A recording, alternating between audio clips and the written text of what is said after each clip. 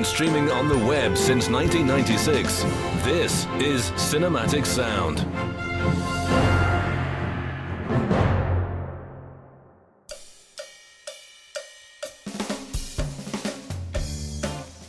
And welcome one and all to this very special International Podcast Day broadcast here on Cinematic Sound Radio. I'm Erik Woods, and I'm the host and producer of Cinematic Sound Radio. In today's program, we're going to feature a film music roundtable discussion. On September 22nd, Jason Drury, the host of The Archive on Cinematic Sound Radio, paid us a visit all the way from Ramsgate in England. He spent a week here in the Kitchener Waterloo area, visited the sites, did all the touristy things, even traveled to Toronto for a day to check out the CN Tower and a Toronto Blue Jays game. Now, before his visit, Robert Daniels of Visions in Sound and myself thought that with Jason here in town, we should do a roundtable film music discussion. Just basically chat about film music and see if anything good came out of it. We also invited composer David Coscina to participate. So on September 23rd at 8 p.m., Robert, David, Jason, and I crammed ourselves into one of the production suites at CKWR in Waterloo. We sat there and chatted for over 2 hours and discussed a wide variety of topics, from technology in film music to the lack of women writing film music for major films to candid film composer interviews and discussions, and of course we discussed everything in between. Now, before we jump into the show, I just want to introduce you to the panel. First, and to my left, is Jason Drury. As stated before, he's the host of The Archive on Cinematic Sound Radio. He's also the producer of the fabulous epic 3-part radio documentary on the life and music of James Horner. To Jason's left is composer David Coscina. On his SoundCloud page, he calls himself an anachronistic composer who believes strongly in the foundations of music laid out by Mahler, Stravinsky, Ravel, Debussy, Shostakovich, Vaughan Williams, among countless others. David and I have been fortunate enough to work together on a few projects, and since 2013, he's given Cinematic Sound Radio a unique musical voice by composing the Cinematic Sound Radio fanfare and theme that you hear off the top of every program. Manning the board and to my right is Robert Daniels. Robert has been hosting and producing his very own soundtrack radio program called Visions in Sound, which is quickly closing in on the 1,000 episode milestone. The show can be heard on CKWR 98.5 FM in Waterloo, Ontario, Canada. The show airs live every Saturday morning from 12 to 2 a.m. Eastern Time, or Fridays 9 to 11 p.m. Pacific Time, and you can listen to the program online as well, or visit visionsinsound.ca. Now, for all of the organization that went into getting this show produced, I actually didn't plan for how we were actually going to begin the program.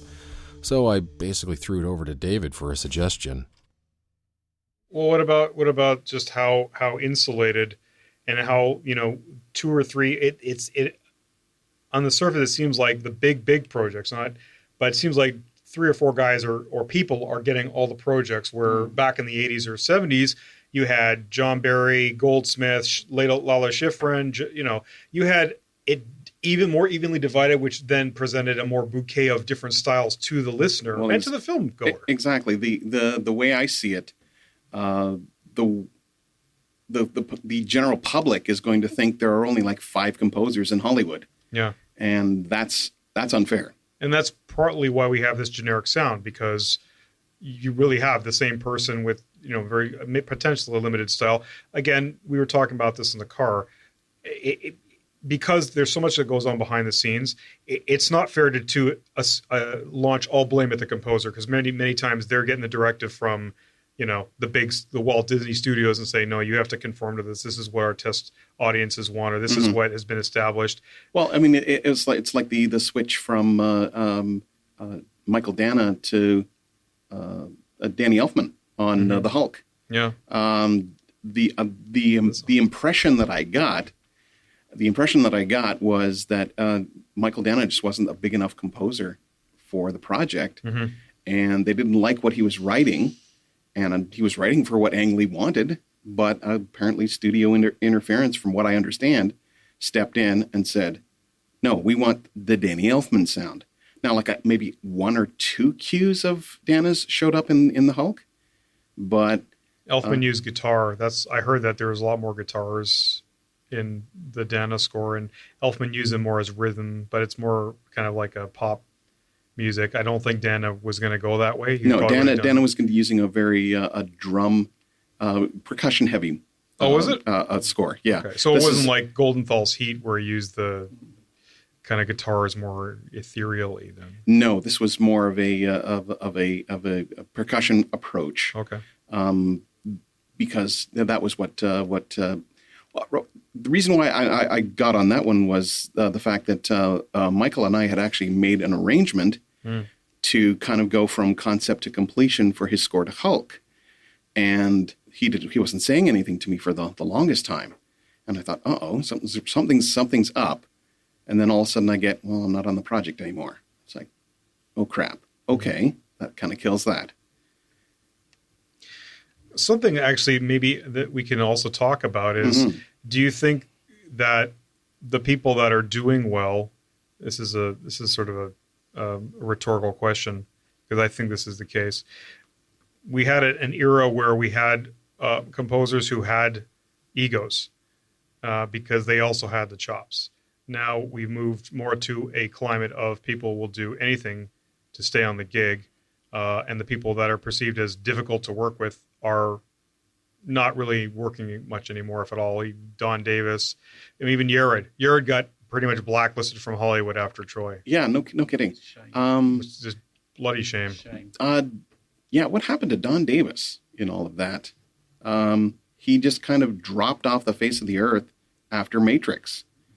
Well, I heard that he had some issues with the Wachowskis, and that's why they went with Giacchino on Speed Racer. Okay. On top of that, Davis wanted to work on his opera, which was super important to him. Mm-hmm. But, he, during that time, to Tokyo Ghoul, which was last year, and which is fantastic, but nobody saw that. Right. And it's, again, because of us that we played on the radio that, people heard it. Exactly. But he had a falling out with the Wachowskis, which was strange. And I don't know why. Well, his music was so integral to it was. to But Matrix. again, he could be difficult to work with, and from everything that I've heard and from the people that I've talked to, yes, you can be a great composer, but you've also got to have the business sense. You have to be likable. You have to have all these other qualities in order to make it work. That's what your agent is for, though. Right. However, composers are going to the meetings. When you're brought on, you have to assemble a team. There's a lot that it's more than just sitting there writing music. Right. And it's making sure that you're gelling well with the directors and the producers. And yeah, maybe you have to be a yes man, and that's the way it works. Although, we can talk about Zimmer later, but Zimmer's the guy, and even I guess John Williams has some sort of pull because he must have said something to get on Solo, a Star Wars story, to write the Han Solo theme. But the fans would have revolted had Williams not at least contributed a theme to it.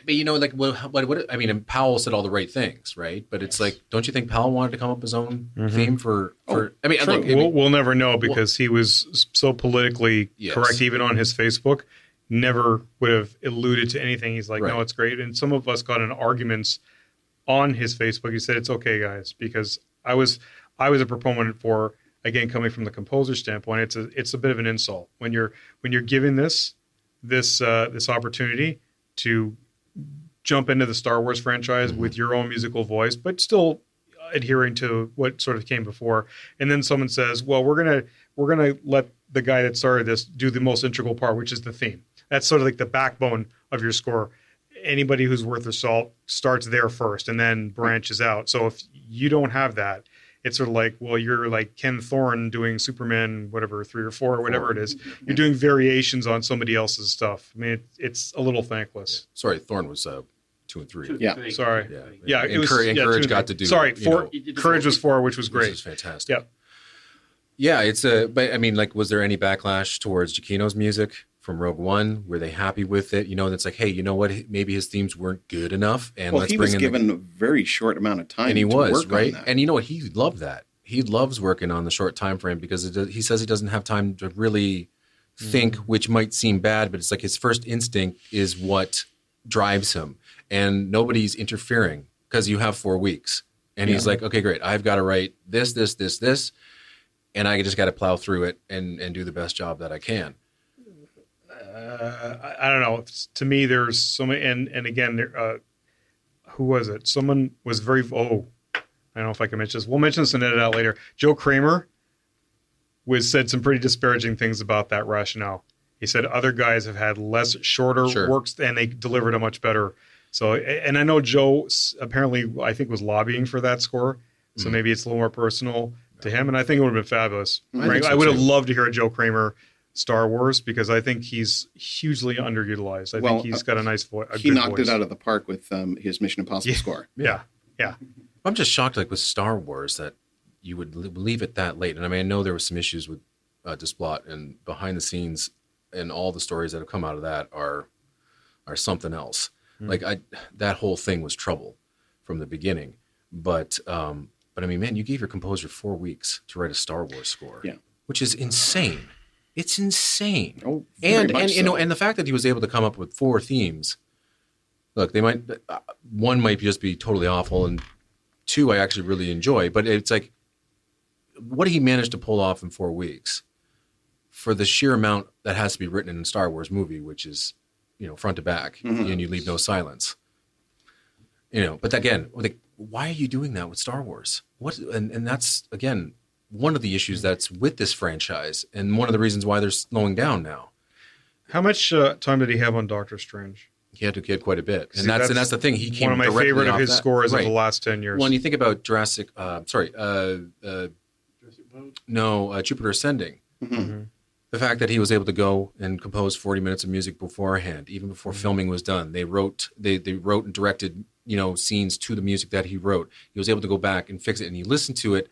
That is an incredibly accomplished piece of music, and you can just hear the difference between that and what he did with Rogue One. Again, I don't hate Rogue One. I actually really like it, but you're right. With Doctor Strange, you can tell when composers have time. However, Giacchino would say, and he's told me, and from what I've heard, was that, the short time frame was actually a benefit. Okay. And so, whatever. Now, do you think that because of the 4 weeks, he used a lot of shortcuts with throwing in, because there is a lot of the Williams themes that show up in the score. I'm not a composer, but if I was, and I had 4 weeks to do a project, I'd be like pulling out the shortcuts. I'd be pulling out the stuff that I have to deliver. I mean, that wasn't 4 weeks up to the day. That was 4 weeks up, and then you have to orchestrate. You have to do all of that to get it into the sound or into the recording studio, and away goes. That kind of pacing, you're relying on a huge team. There's just no way anybody could write that. Especially the amount of music. Like when Goldenhall had 3 weeks with Interview with the Vampire, he still had a team, but it was a locked print, and it was a very different system. Mm-hmm. And it was Interview with the Vampire. It wasn't, one of an entry into the most popular franchise in the history of film. So it's not fair to compare that, or even Chinatown, where Goldsmith wrote 14 minutes of music. Okay, well, that's like one cue for Giacchino. So I agree with Erik from that. And again, from the standpoint of not being in that position, because I'd love to, but it's not fair to hold someone up to the yardstick of, first of all, Williams. I mean, come on. And second of all, Williams didn't have 2 weeks or 4 weeks to compose any of his scores. His stuff would probably also be impacted, and it wouldn't be as good quality, I would say. It's just a matter of the physical time you have to write, and then the things that are the components of that whole process, from getting the idea, throwing it on a sequencer or a DAW, and then getting your team to transcribe, and then get it out so the orchestra, rehearses and records, and so it's daunting. It's like when James Horner scored Aliens. He had 12 days left. It wasn't to do with the film. It was it's James Cameron taking so long to edit the damn thing, so he could actually. And they gave him such crap for it too. And the constantly changing print, right? Yeah. And I guess the story goes with them is that they were very inexperienced. They didn't even know much about the scoring process because they work with electronic scores. Right. So it was a very different realm that they had to jump into. And from all accounts, well, they went separate ways for many, many years after that, because it was just, Cameron is... Yeah, but with Avatar, he managed to write music before the film was actually finished, so he matured into a composer, he could have, if he was to compose the James Horner like 20 years down the line, he could have managed to do more music before the film had finished. He didn't have to wait. But this is a different times. Then Cameron was inexperienced. He just didn't know the process as well as he did as he matured, and it worked out a lot better. But credit to Horner for delivering. I mean, I don't know how many times that last the climactic track was used. Well, it was used in Die Hard, which at least in every trailer added for Nightsum, Well, and it was nominated for an Academy Award. That's incredible. 80% completed score. The 100% would have won it.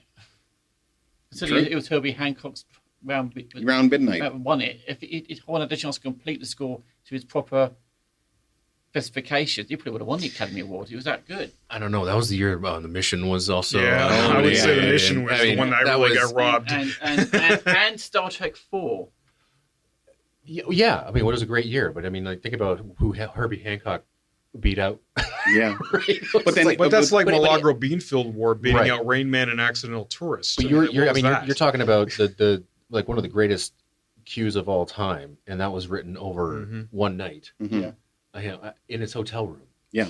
I mean, come on, and then again, that whole score was completely torn apart in the movie itself. The fact that it did get an Academy Award nomination is in and of itself is amazing. So, it's amazing how certain time frames affect certain composers one way or the other, and Roja used to research forever, and write for a year before, working on his biblical epics.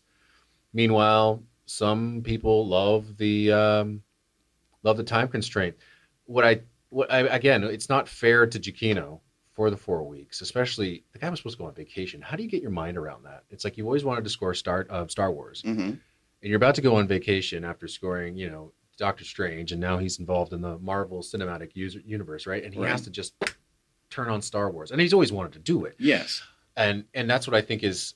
I mean, what I think is amazing though is that there weren't necessarily direct lifts of music, right? It wasn't like a direct lift of a cue here that he inserted into. Like he actually went in and reorchestrated the classic themes to work with his. Again, whether they worked or not, I don't think that's the point. It's just that he had 4 weeks, and I guess probably a team of God knows how many people working. You'd have to. Yeah. But the Imperial March wasn't the same. That last climactic cue with Darth Vader is like one of the greatest, I think, variations of the Imperial March of Darth Vader's theme I think that we've ever heard. Yeah, it was incredible, and a lot of people didn't pick up on that. So. Yeah, it's an interesting topic, and I mean, well, personally for you, David, what would you prefer? Could you handle the short time frame, or, how do you feel like when you write? I mean, you've been under some time crunches with me, with some, not to the same extent, not to the same extent, but it's like, Close. Hey, within a day, you've got to write, a jingle for a commercial that might not inspire you greatly, but like if you were on a movie, and someone came to you within 4 weeks, could you do it? And do it to that, like, hey, someone hands you Star Wars and you got 3 weeks. Where's your mindset? I'd do it. You'd do it, sure. But what's your mindset of like having to write 120 minutes of music? It'd probably get thrown out though. I would go like, Jerry Goldsmith, Planet of the Apes, and be like, "What is this shit?" It's like that. Did you ever hear that famous story that went around Hollywood where some this is back in the golden age where some producer said, to Raxon, David Raxon said, "Oh, I'm really digging Webern, Alban Berg, who's one of the serialists from the New Vienna School." And he said, "I'm really digging it." And Raxon's like, "Really? Okay." He said, "I want my score to sound like that." So Raxon wrote some serialist thing. He got to the scoring stage or something. The producer's like, "What is this shit?" He says, "This is Alban Berg." He says, "That's not what I wanted." It's like, so sometimes, anyhow, I'm sorry we got off on a tangent there. I think that it really depends on the project. It depends on a person's energy, their their inspiration, if it's something that they've always felt a real calling to, and they could really relate to the material, then I think that energizes you to kind of pursue different things, and it transcends being tired or wanting to go on vacation, because you're so amped by the subject. And I'm sure Giacchino was. I think most anybody would have been. Like, nobody would have turned that down if Rogue One landed in your lap. Okay, it's a no-brainer. It's just whether the level, could anybody have written that better?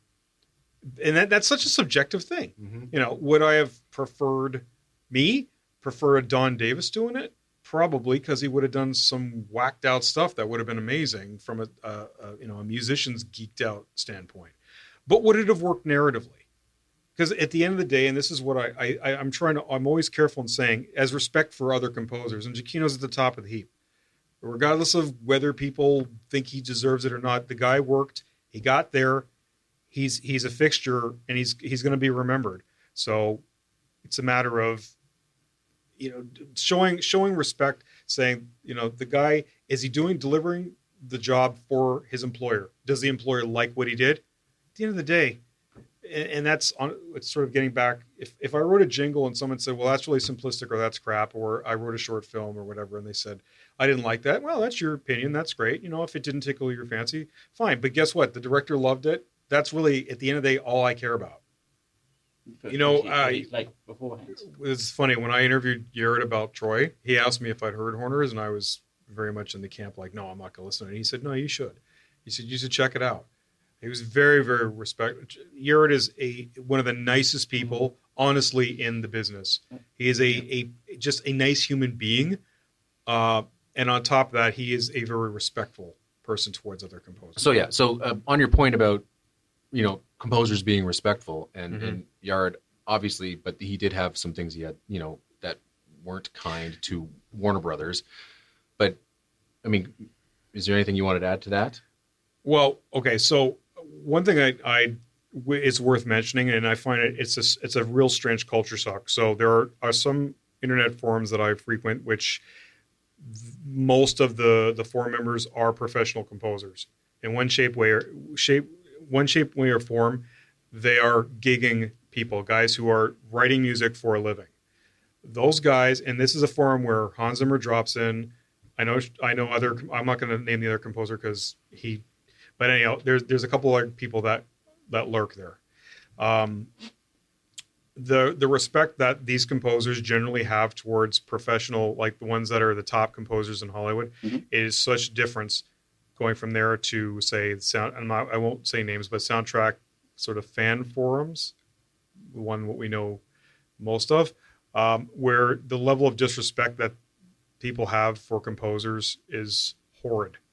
And it's completely uninformed opinions, like Henry Jackman, and they come up with, and Jackman is a formally trained composer. When we were talking about Christopher Willis, someone said, "Oh, he's just RC, he's junk." No, actually, he's got his doctorate.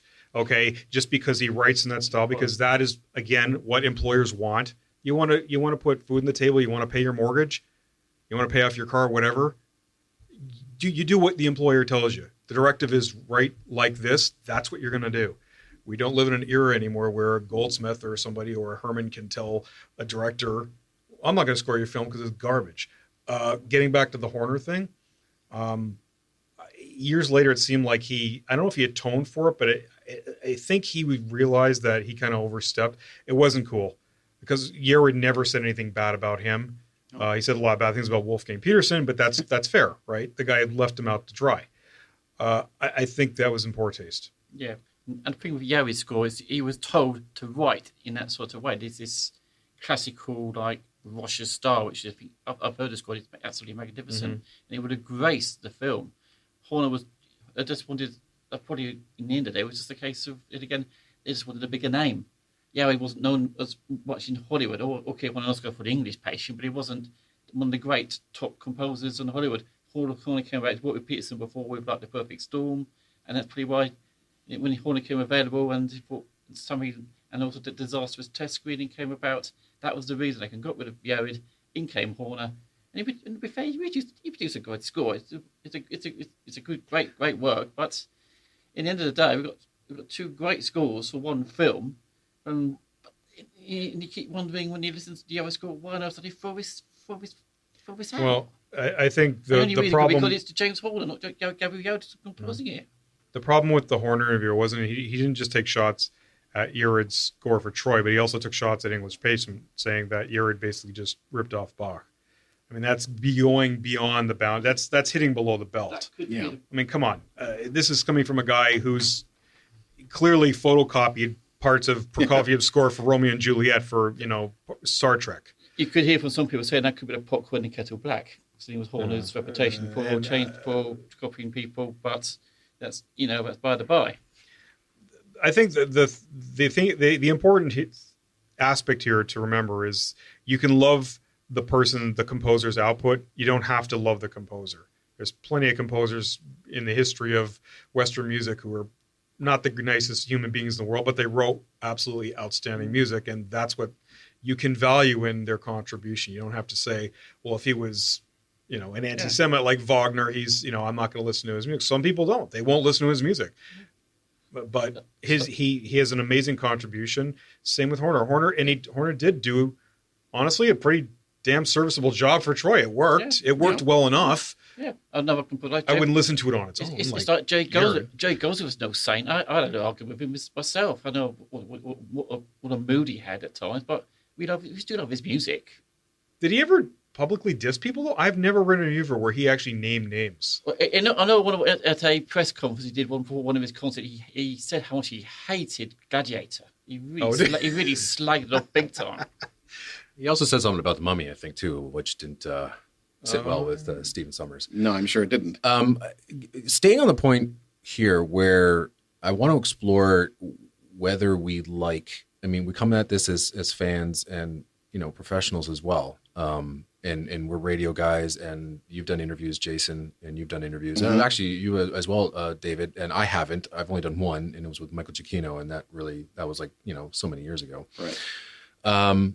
But do we, as fans, also as professionals, do we appreciate the honesty that, like, we could have somebody like John Williams? Like, we could always talk to John Williams, but John Williams would basically say the same thing over and over again. He'd be so very kind, and it's great. I mean, I love his insight, but it's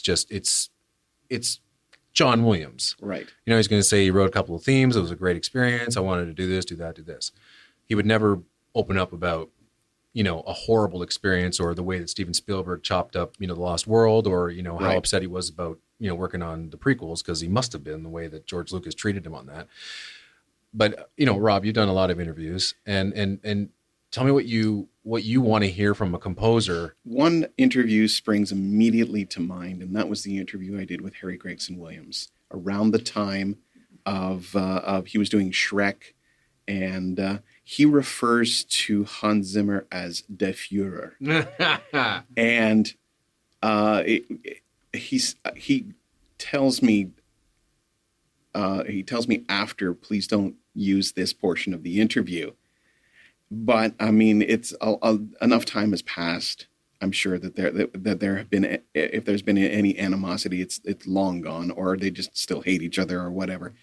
But in my opinion, with the whole idea of attitudes and working with filmmakers and that kind of stuff, you have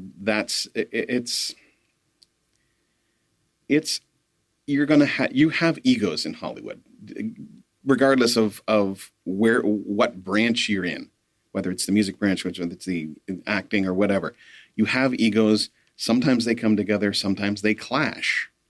And to me, that it's one of those parts of Hollywood that is and has been around basically since the beginning.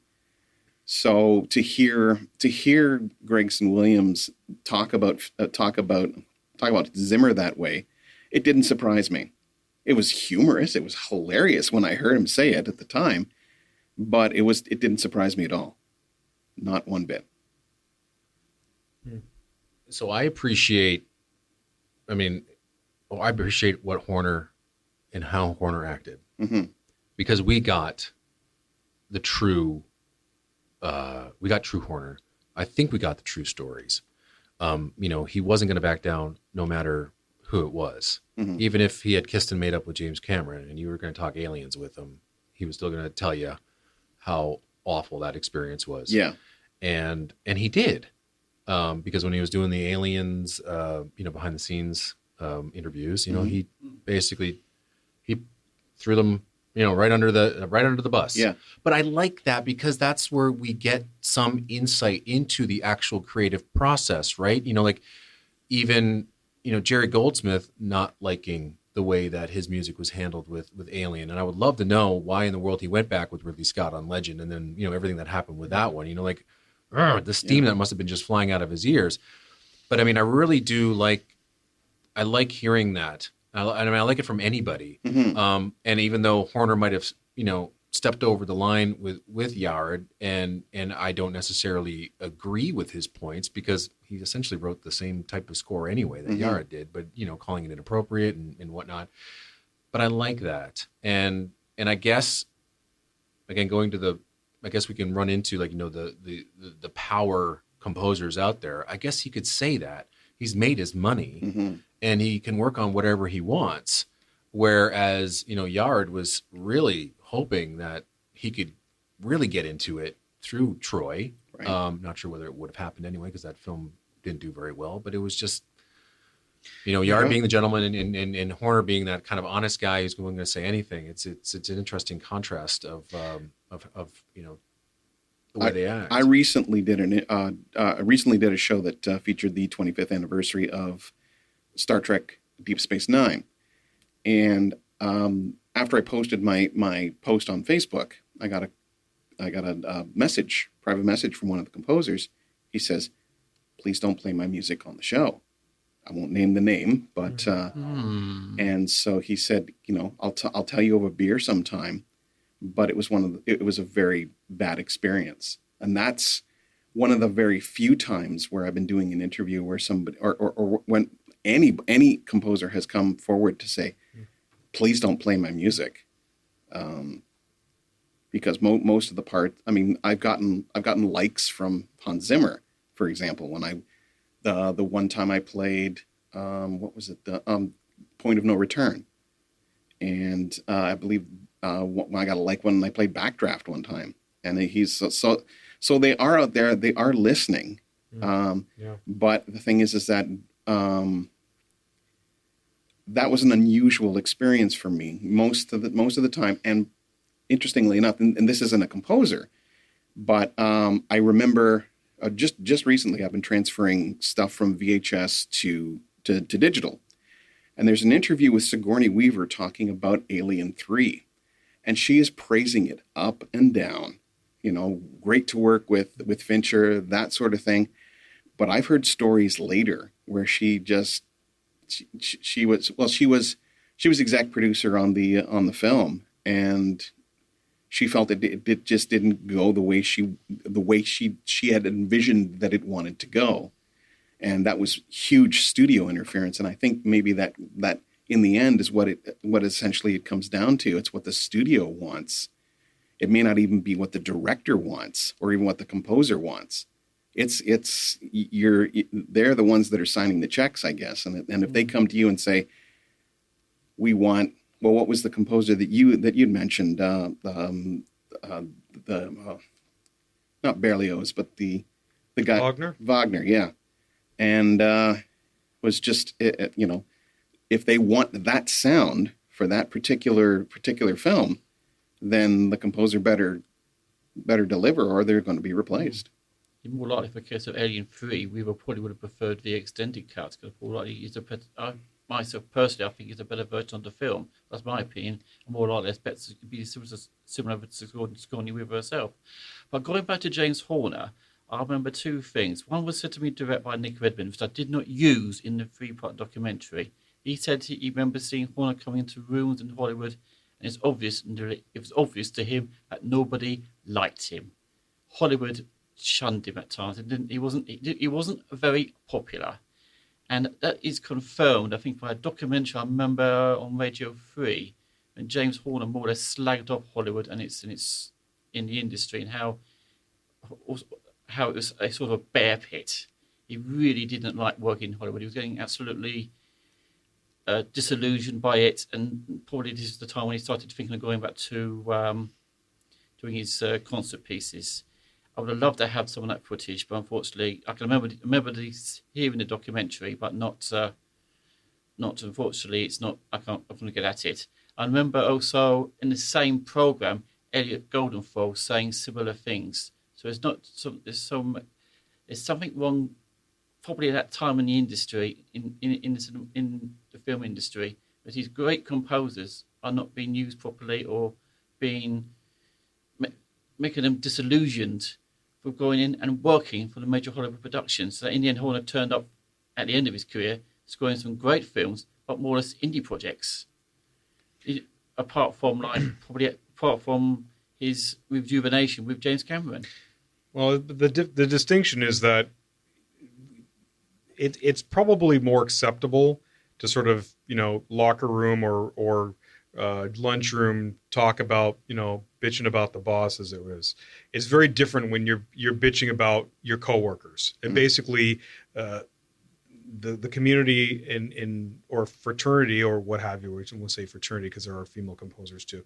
Yeah. But there's a professional courtesy where I personally don't like it. It's one thing for some guy to tell me, hey, da-da-da-da, but don't print this. And I keep it to myself because anytime someone said anything to me, they ask me, don't share it, and I don't. Yeah. And that's also courtesy. It's courtesy when the composer, maybe he's just having a bad day but I've been lucky. I haven't interviewed a lot of people, unlike you guys, but the few composers I have are ones that just didn't have anything bad to say about it. They just, and I'm not one to dig on that either. So we just talk about, technology, the musical aspects. There's so much meat to digest. We don't get it. I don't get into that other stuff. It's just not interesting to me. In a distant memory, Horner wasn't slagging off any composer. I think he was just slagging off the industry in general. So he did with Yared, though. That's the problem, and it was unprecedented. He was out of order with the Avatar. It was way out of order. Never read an interview where somebody outed. And Goldsmith hated Horner. He hated him. It's mostly side stories because Horner dated his daughter because he wanted to get in. He didn't like him, but these were all they was never in print. It was never in print that Goldsmith said, I hate James Horner. It was all sort of, rumors just that, or people had heard and then they got out there. That's very different than outing somebody, especially when the guy got kicked off the project. Just the other, if Yared was the one that was saying something about Horner, about how he rips off because he was a disgruntled, employee kind of thing. If we use that analogy again, you almost could say, the guy was sour. If Horner got kicked off, and you'd say, well, I got kicked off this movie, and he came up with this Hercules score. And by the way, I didn't really think much of English Patient. It's just basically riffing on Bach. The motivation was there. The motivation of, I am hurt because my ego got bruised and I got kicked off and I'm publicly humiliated. But it was odd because he was in the power position. He was the one that succeeded. There was absolutely no motivation for him to do that unless he felt guilty. I don't know, because just generally, human behavior-wise, that's just weird. You normally don't do that, unless you're trying to justify it. That's the only thing I can think of. And I don't want to play Dr. Ruth here or anything, but it was just odd. It was not characteristic of the human behavior. Well, basically, it just reminded me of something just recently that, speaking of that whole idea, I removed a section of an interview that I did recently, and again, I won't name the composer, but he would constantly talk about how bad the mix was on previous films that this one mixer had done for him, and so he kept going back to it every time he would say, "Oh, we really like the new mix on this new film, but it was better than the mixes that we did that were on the previous films." And so I just said, okay, that's like the fourth or fifth time you've mentioned that, so that section's coming out. But that again goes back to that whole courtesy thing, and the professional courtesy. I felt that he was talking about it too much, so I just made the decision to take that section out. And clearly it must have been a very upsetting. Yes. Experience for this person if he or she if they kept referencing it. So something, obviously it was something that, hard for them to get past. Yeah. Luckily for me at the moment, I probably would have started really interviewing composers and people involved in the industry. I've been lucky. All the people I've spoken to have been very nice and very, very appreciative of other people, and I've had no nastinesses yet. But I'm sure sooner or later, once I go on to meet listen and talk to other people, I will get that. I'm just got to be aware of that. And also, if a certain thing happens with what happened with Rob, I've got to make sure myself, as an editor as well as an interviewer, that if it keeps saying the same thing more than once, I should do the similar thing and edit that part out, because it is completely irrelevant if he's saying the same thing more than once. So that's not really what you really want from an interview. You get to the point where they'll talk. When you're on the air and you're talking the interview, they give you the one story, but then again it goes back to that interview I did with Harry Gregson Williams, where he talks about and that portion he specifically asked me not to put in. Mm-hmm. That was just that particular thing. I think there are these as you put it, stories in Hollywood that this composer doesn't like this composer, or this actor doesn't like this actor, or this director doesn't like this actress or actress or whatever. You're going to get that because you have the personalities, you have the artists. I think it's an artist's mentality, and sometimes, again, those things clash. Do you want to ask that question to Rob? Like, do you want to talk about that? The composers that didn't want to be interested, or are we staying away from that? Or do you just want to get right into? I can't think of anyone, because who I did interview. Is it Jeff Sorbo? Guy who's Hercules. Yeah. Mm-hmm. And I had a technical issue, and he became really annoyed, and his answers after that became terse and short. The interview ended up being put onto Planet Origo, but it no longer exists. And wow. That was a very uncomfortable interview. Unlike Helen Slater, yes. Helen Slater, yeah, she was delightful to talk to. I had a technical problem when I interviewed Christopher Gordon back when he did Mal's Last Dancer, and he also did Daybreakers. Right. And of course, he's in Australia, so everything was like 24 hours or 40 hours. And I was having problems doing the recording via the phone. Right. And he was so patient and so nice. Honestly, he was just like, "Oh, take your time. Don't worry about it. We'll test it out. If I have to call you back, it was wow." And I'm thinking, I'm bungling this on an epic level. Yeah. Well, I mean, and then of course there's the 15 hours difference. I interviewed Lisa Gerard, and she's in her home. She's having breakfast, and she's like, "Oh, self-taught, my dear, self-taught," and all of this wonderful. She was wonderful. So the sweetest one for me was Debbie Wiseman, because I interviewed her, I think, on my birthday, I think, and it went all wrong because I didn't press the button, and I lost, and my Skype device failed, and I felt absolutely horrendous. But then I said, "Can we reconvene and redo the interview again after Christmas?" And she said, "No, not a problem, fine, we'll do it." And she was absolutely wonderful. It was a really lovely interview, and I think I had a little bit of I had a slight technical issue with Nicholas Vane, and he was a bit iffy at point and a bit abrupt at the start of it. But once we got into the interview, he was fine. I got some decent stuff out of him. I think that's the only I think that was the real one close I've had to somebody who was getting a bit irritable with me. But apart from that, I've been lucky to this day so far. I've interviewed really nice people. Now, Jason, were those face to face, or was that all on Skype? All on Skype. All Skype. I think the last one I did was Gia. She didn't have to put her face out. I didn't see her in person, but she do say some lovely answers. Mm-hmm. I find the interviews are quite different face to face as opposed to over Skype or over the phone. Yeah, I love to do interviews face to face, but unfortunately, obviously, I can't at the moment. But it was all interviews have been on Skype. All of them have been really, really, really good. I used to attend TIFF on a regular basis. Ray Costa would give me a call and say, "Hey, Rob, you want to come down to Toronto and interview this, and this?" He says, "I tried to get you Danny Elfman, but he wasn't available." And I'm like, "Shit, Okay, but so I would drive down to Toronto. I didn't have any accreditation, and I would sit with Jeff Dana was one. Then there was Frizzell, John Frizzell. I actually interviewed him in his hotel room. We had breakfast. That was the cool thing about that. He calls me down in the lobby, and says, "So are you coming up?" I thought, "Oh, aren't you coming down?" He says, "No, I'm having breakfast. Come on up." It's like, okay.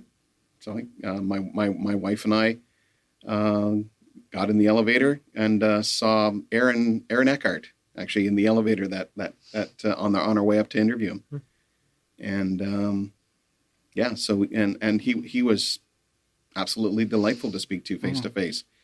Graham Revell was another one. Clinton Shorter, Rolf Kent. Right. These are guys I've all kind of met face to face. The coolest though had to be he did Ghost Rider.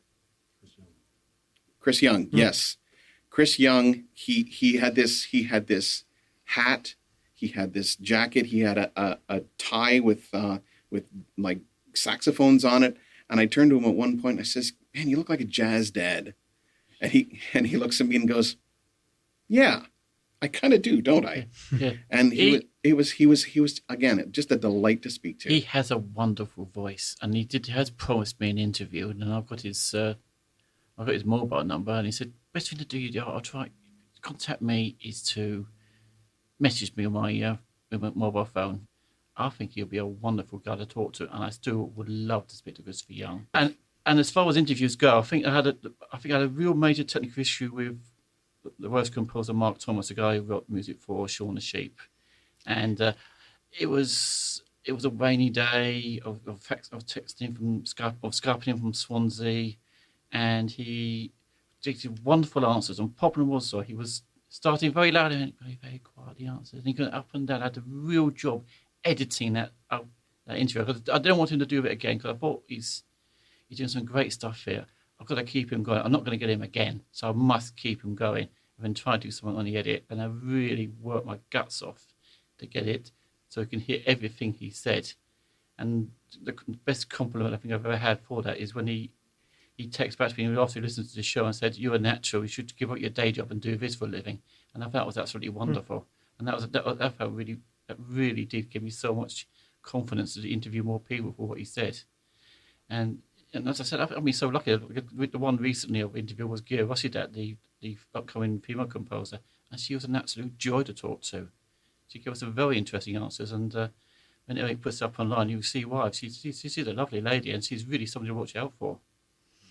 I tried to link up with Hans a year ago last August when he was doing the tour in Toronto, because I kind of had some contact with him on a musicians forum, and I said, "Hey, would you like to, since you're in Toronto and I live around there, maybe we could hook up for potentially a little bit of a sit down where you're at as far as your career, the tour, just your mindset on things now versus 10, 20 years ago."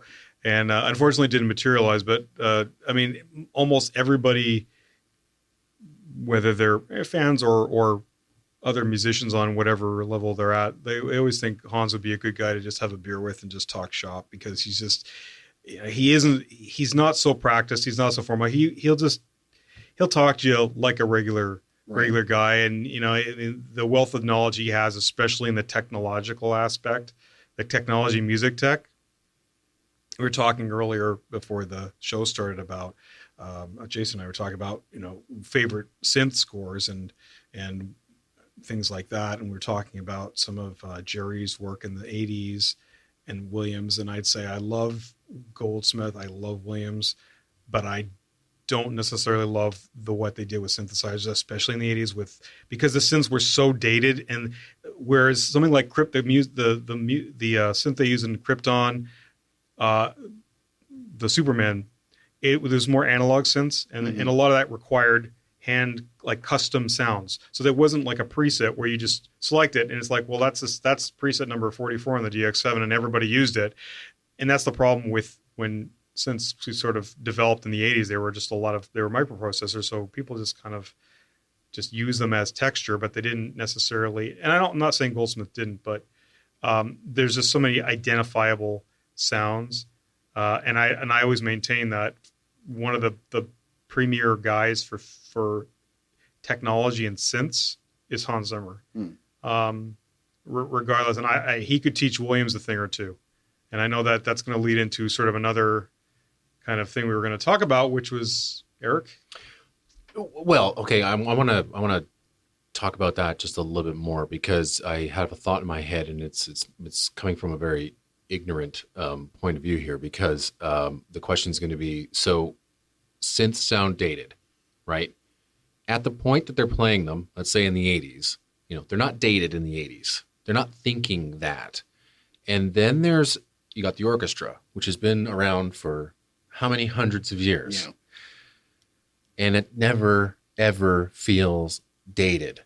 So where do synthesizers have to evolve to the point where they're not dated, right? So, I mean, you think about Vangelis in Blade Runner. I mean, it's a particular sound, but he never evolved on the sound, but that's his sound. Yeah, but Was there an evolution with the orchestra? And again, I can't. There obviously was. There's new sounds that can be maintained, but still, when you think about a love theme, you're thinking about lush string orchestra, right? Or you're thinking about Blade Runner. To me, doesn't sound dated. It sounds of the era. Yeah, I agree. Indeed, yes. But I'm sorry, but all I'm saying is that asking you as a composer and someone that has worked with the orchestra and works with synthesizers and things of that sort, when does the term dated stop being associated with again, Blade Runner 2049 or any synth score written now, are they going to be dated 20 years from now? Not as much, because the sophistication and the level of what manipulation that can be done today, they're much less likely to want to go. Well, most of the stuff is virtual synths now. So where once you had the Juno 106 had 128 presets. I know that because that was my first synth in 1984. DX7 had 64 presets. You had much less selection, and DX7 was a royal pain to program because of FM synths. It was not an easy synth to program. Analog synths had all the dials and the buttons, and it was fun to program them.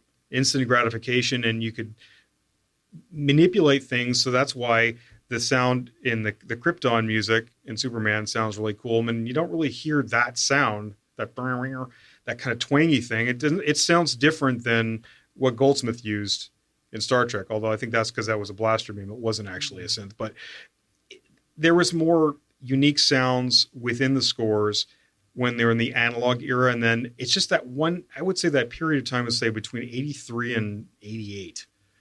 Everybody was just using, for the big premiere scores, there was a lot of like the lower end scores where they were all synth, and I don't know, I have a hard time listening to them, honestly. Like even early, like David Michael Frank, great composer, just what he was working with, it's incredibly dated. Code of Silence, he used some stuff, which is, the DX7 slap bass. Seinfeld, the slap bass, that wasn't actually a slap bass, that was from a Kurzweil. And everybody knows it. It's like, oh, that's a Kurzweil bass, and he had little samples and all that. So to get back to what you're saying about the orchestra evolving or the sound, so it's just done so over centuries rather than decades. So you had, Baroque orchestras. There were even some instruments that didn't exist then. Then you move into the classical. They added larger resources, more strings, more brass, more winds, and then Romantic became huge. And then in the modernist era, you had composers getting bored with, or they weren't inspired by just the size of the resources or the harmony or melody, so they started going off into exploring textures. So you got Varese, you got Ligeti, Xenakis, George Crumb, and that's where that movement were. So to people out there, a good analogous would be Elliot Goldenthal. He was doing stuff that was drawn from Lutoslawski and the Polish Penderecki composers like that were really investigating sound texture using instruments, traditional instruments, to evoke kind of different types of sounds that in Horner apparently studied with Ligeti. So doing the polyphonic music, which seems just like a sound wash. But if you ever look at a score, Ligeti's Requiem, which is what they used for the Godzilla 2014 advanced trailer. So I still think it's one of the best trailers I've ever seen, where they used the drop. It was this kind of this like choral mass from like 2001. So they used also a Ligeti piece in 2001. It's got every instrument, every part of a choir subdivided. So instead of having violins 1, violins 2, viola, cello, and double bass, one stave each, if you look at the score, there's 8 first violins, 8 second violin parts, 4 violas, and all they're doing is these quick lines. But because it's almost like bees buzzing, so you're getting the sound of all the little the wings flapping. It doesn't sound like, you can't hear one wing flapping but they're all going. So you're getting that same kind of massive sound, except it's through these tight little cells that are just getting 30-second note flurries. But it doesn't sound like they're playing fast, because it's so many of them divided between like even a quarter tone apart. So I don't know if that makes any sense or not. No, it actually does. As a general point, the real reason sometimes why we have the electronic scores is because of the budget, because they can't afford an orchestra. So they've got to use their ingenuity to produce a decent score from the limited sources of a synthesizer. And one of the greatest sponsors about over the years has been John Carpenter, something like Halloween. It's all produced in 13. Escape from New York, I think that's a wonderful score, in my opinion. So that's one of the reasons I think a lot of people use synthesizers for budgetary reasons. Is you rarely see a big budget score being composed by a synthesizer. Probably one of the last ones I feel that's the case is probably Terminator 2 Judgment Day with Brad Fiedel, who did a fine job on it. But in my opinion, as I said from the beginning, the orchestra has always been there from more or less from the start of talking cinema, and it's been a mainstay. And I love personally, because of the impact of Star Wars, the sounds of a big orchestra in a film. Obviously, you can't really do that for like a small, like quiet rom-com. Maybe you need a huge, like, 100-piece orchestra for that. But for the major movies and major like blockbusters, you really do love that sound of an orchestra being played as part to really show the power of the movie. I think it's an aesthetic choice, actually. I think there are some scores that they specifically wanted. I couldn't imagine Thief as orchestral at all. Like, it would just not work. And that's probably one of the best synth scores ever done, as far as I'm concerned. It was one that got me into Tangerine Dream. And then I went backwards to Sorcerer and some of the other stuff that they'd done. The level of complexity of what they were doing was almost like Bach in terms of the counterpoint. Wendy Carlos is another one that, could you imagine The Shining? Although The Shining did have a lot of needle drop, but the stuff that she did do, and if you've ever heard all the tons of material that she ended up releasing years later in a two-disc volume of stuff that she'd done was remarkable. And it just wouldn't have sounded right if it was this tonal thing. So I don't necessarily think that a large blockbuster has to demand an acoustic score. It depends on what it's calling for. I would say that something like Captain Marvel, I would hope Toprak does a blend of organic synth stuff with a full orchestra, doubling some stuff. Goldenthal was a genius at that. Honestly, I don't know of many other people that were so competent in both realms that were able to bring that kind of cerebral but also visceral content to scoring. And I dearly miss the guy. Sorry. Yeah, I keep thinking about Alien 3. Sorry, Jason. Yes, I was about to say there's somebody we need to talk about Coscina electronic scores. I think we'll do that in another question later on. But it's a certain gentleman. But some films, I think, like The Thief, is worthy of a electronic score. It's just a personal thing. I do like the sound of the orchestra. I always do. But to me, there's always a place for these electronic scores, like The Thief. There's nothing wrong with it. You can't complain if it's a good example of someone got, was it 1977? I think I played in one of the last shows that came out. Is early score by Basil Polidorus, which was an electronic score, the Killer Shark, which I thought wasn't, to be honest, wasn't my cup of tea. I didn't really enjoy listening to it. It wasn't my cup of tea. However, I would appeal to people to listen to it to make their own opinion. Let me ask you a question. When you think of John Carpenter's The Thing, which was officially scored by Ennio Morricone, what do you remember from that? Do you remember the sort of the creepy long string parts, or do you remember the doom, doom, doom, doom, doom, doom, doom? That was synth.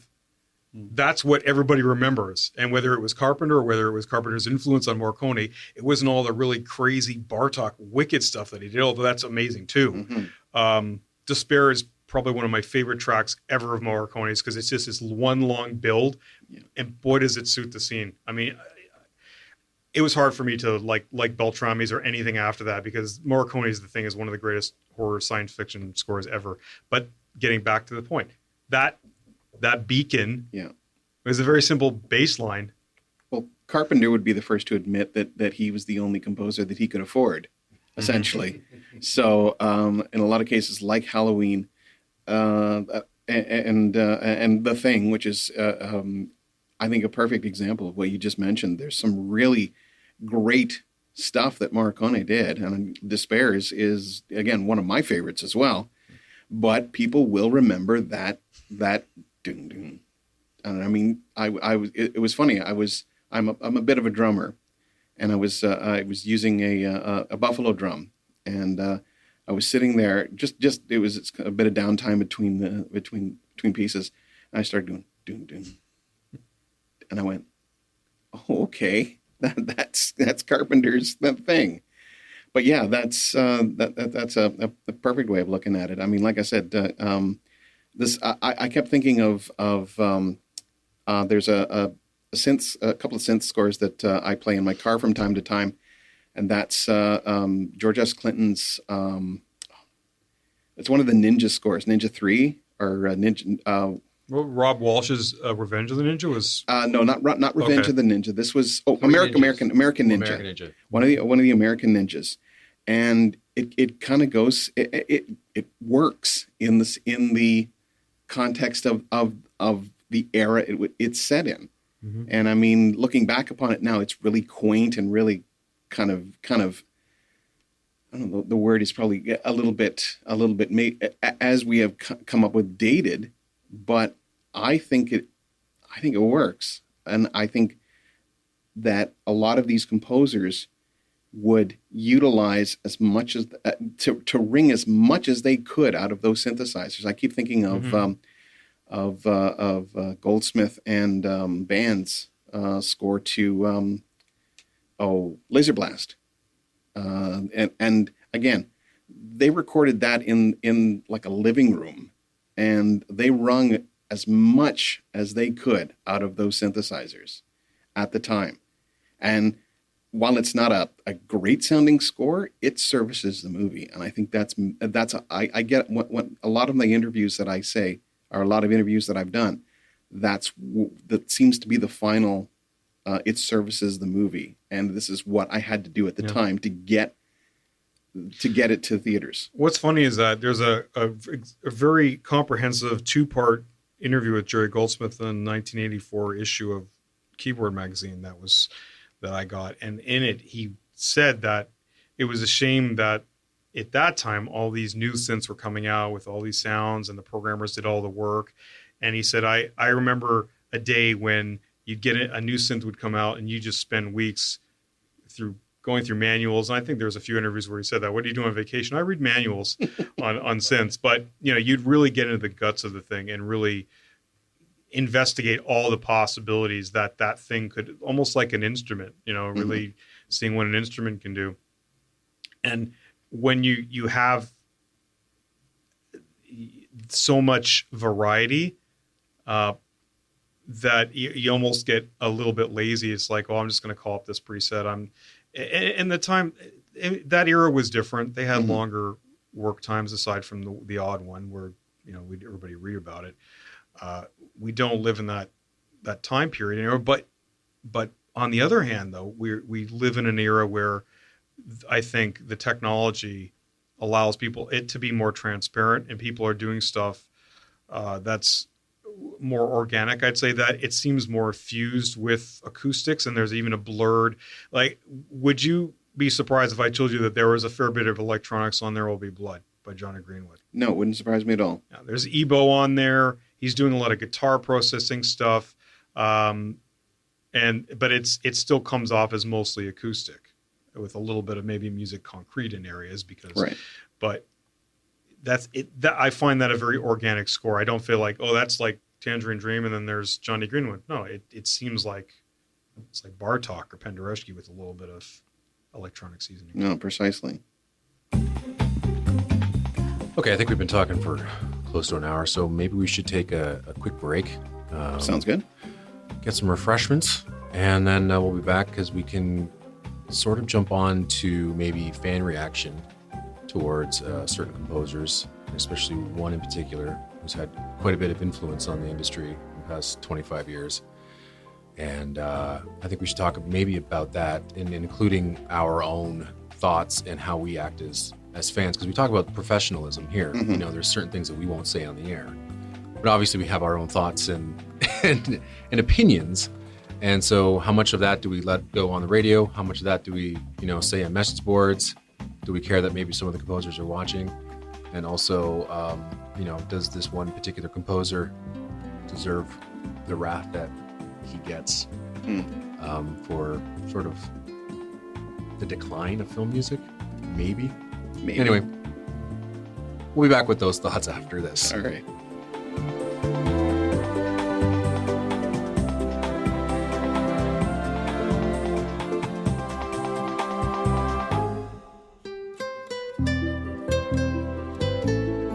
On the air and streaming on the web since 1996, this is Cinematic Sound. I'm trying to figure out a way of asking this question, and I've been thinking about it for the past 10 minutes, and I still don't know how I'm going to get into this. And I'm trying not to insult anybody, and I'm not saying the people in the room, but fans that might be listening to this show. And this goes into blanket statements of people saying that such and such is going to be the death of film music. And I think at one point we've got to define what film music is. And I don't think film music, and no offense, Jason, is essentially only orchestral. Orchestra for me, I mean, I don't know, you might have come at it from introduced to film music through the orchestra. I love it. That's the way I like my film music. I do like other styles. I just don't think that there's anything along here that's going to destroy film music, but we have read on various forums and fans and just people of certain ages that, if it's not orchestral, it's not film music. And so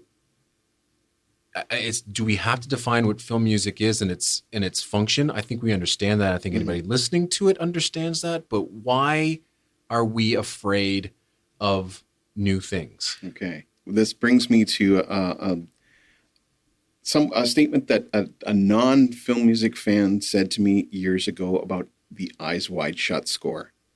He said, all it is somebody, I could do this, sit there and pound on a piano. That's what he said. And that to me said that, and to be honest, Eyes Wide Shut is not my favorite score of any of Kubrick's films. No, his daughter scored that. Yeah. And the thing is that it's, to me, it's like, I don't know, that's the one that sits in my mind as soon as you mentioned that about somebody, armchair quarterback, essentially saying, I could do this. I could do that. I could do what such and such did. Keyboard warrior. Exactly. On YouTube. It's probably talking about a certain score about a Second World War incident last year, which sounded to me, in my opinion, like a walking pulse. But saying that, it may not. It's a sort of score that probably would not be suitable to listen to as a musical, just on a CD. But seeing the film myself, it did bring the tension in the movie. So it's one of the scores that worked in the movie, but not probably was a good listening experience. And there's some scores I like that, and you can't criticize the composer who was probably asked to do that, because he's not in the end of the day, he's not there to service us, the soundtrack collector, to something that we may enjoy. He's in his first main priority is to service the film and what the director requires. And in that case, that certain composer did exactly what the director wanted, and watching the film, it worked. Do you know why there's been a shift towards this? And it has nothing to do with instrumentation, or whether it's the orchestra, or whether it's disco music or whatever. There has been a shift because of how a score is put together now. So 30 or 40 years ago, or let's start in the 30s, composer would have a moviola, take times with a music editor, and then he would step away. So he wouldn't be watching the movie every 2 seconds. His world was music. So he has these tempos and things like that, and he's watched the movie, he gets a good sense, but he basically walked away from the visual distraction.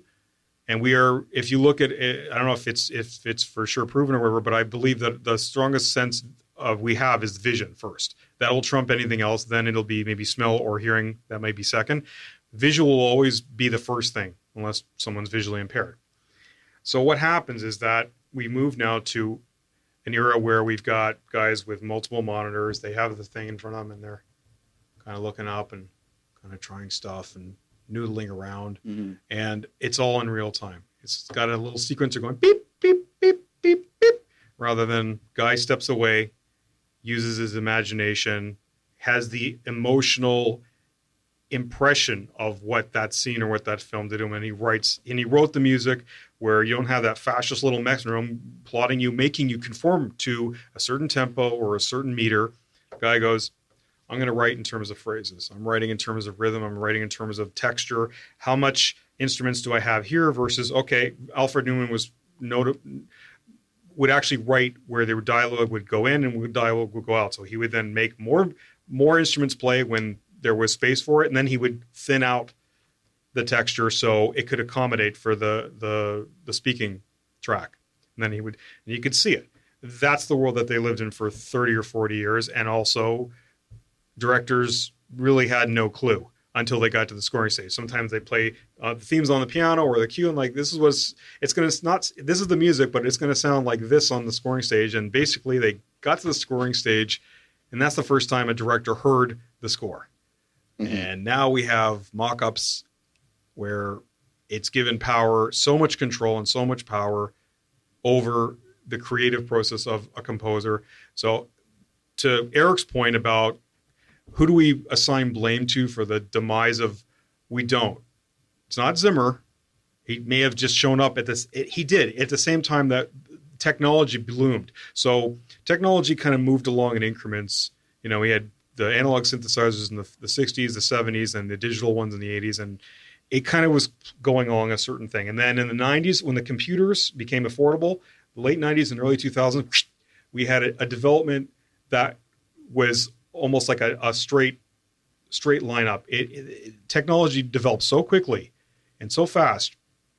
It allowed and it impacted things so greatly. At first, it was like, wow, this is great. You can have composers had so much more resources at their disposal.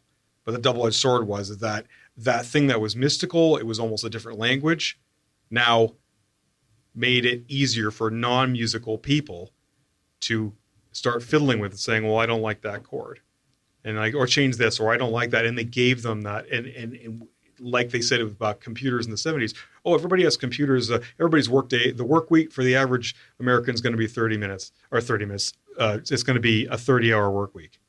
We're working 90 hours. So it's similar.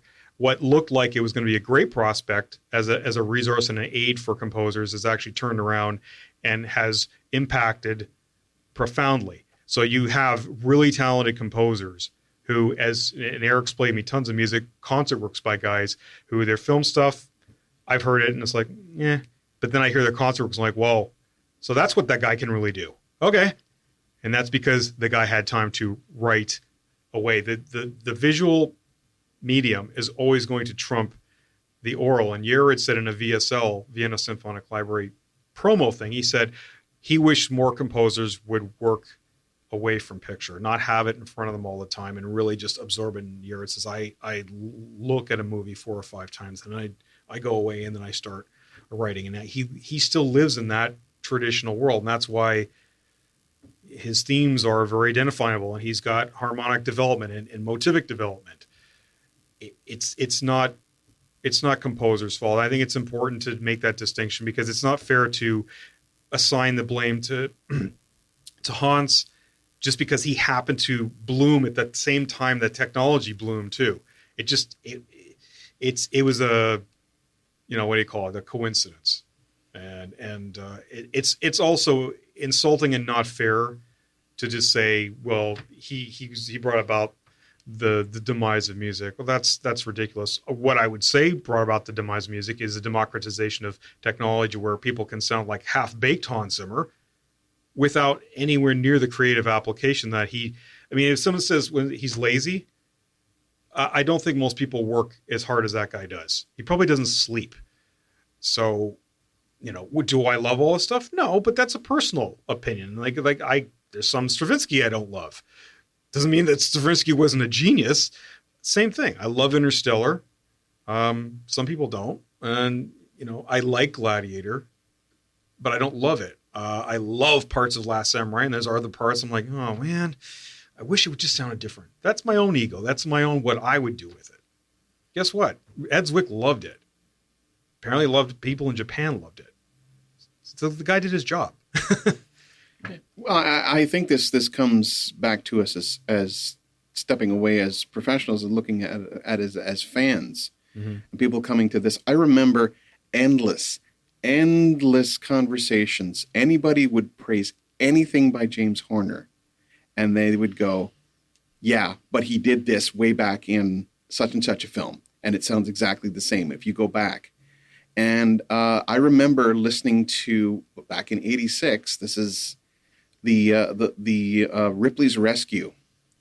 Wow. And, the ding ding, and with the da da da da da da. Well, I end up picking up the Star Trek 4 or Star Trek 3 soundtrack, and there's the Klingon theme.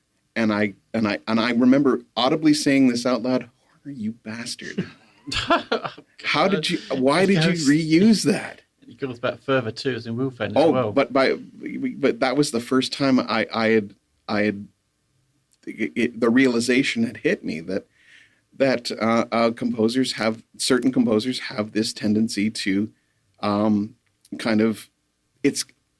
remember somebody saying it's the style of the music, and yeah, that's the point. But at the end of the day, the casual fan is going to come at this and say, yeah, he's just reusing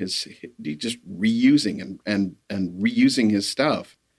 But us as the more involved fan, I think there's a reason why he did this, and there is a reason why he would come at it in that particular. One of my favorite scores of Horner's is Thunderheart, and the reason why I like it so much is it has this originality to it that I know he could do, but I still appreciate all of the other scores that he has done, whether he used this piece or that piece from another one of his scores or not. There's still that appreciation of the music that he provided. My favorite score of Horner's is Spitfire Grill. I think it was actually one of his most original scores, and I think as much as he was popular doing the blockbuster stuff, there must have been something in that story, that movie, that really inspired him, because there are almost no references that I can think of from other scores. It's a beautiful film too. Actually, it was really, really well made. I wish we had more of that Horner, the one that got really, because he said he liked working on dramas. That was his thing. It wasn't these mega, Yes. He got into it doing that, and he did some great scores. But Yeah, Spitfire Grill was. I do have a little bit more of a problem again as a composer when I listen to something where it's sort of quoted with less variations. Well, like I'm fine with the Prokofiev, Ivan the Terrible / Glory theme because he takes it a whole different direction, and I think I actually prefer it than to Prokofiev's. Don't tell Sergei I said that, but he's dead anyhow. But there's other things. I do have a problem with Stealing the Enterprise because that is just, it's Romeo and Juliet. I have a problem with, although I guess someone told, maybe Erik told me that they did, in the credits, they did cite Prokofiev's cantata for the philosophers for Red Heat, because that is basically just, I remember talking to a composer friend of mine saying, I really like Polidorus's Hunt for Red October. It's very Russian, and I think he did a wonderful job because I prefer Red Heat. It sounds closer to Prokofiev, and then years later, like, because it was Prokofiev.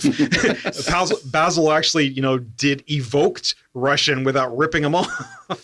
So again, did it land well with the filmmaker? Did the filmmaker care?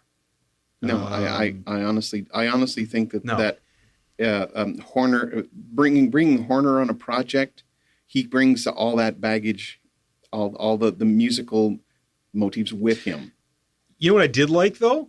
I enjoyed the where did he introduce the dun, dun, dun, dun, dun, dun, dun, dun. It's sort of a Steve Reich, John Adams minimalist. I think he started with Sneakers, then he Bicentennial Man, and then I think it ended up in Beautiful Mind.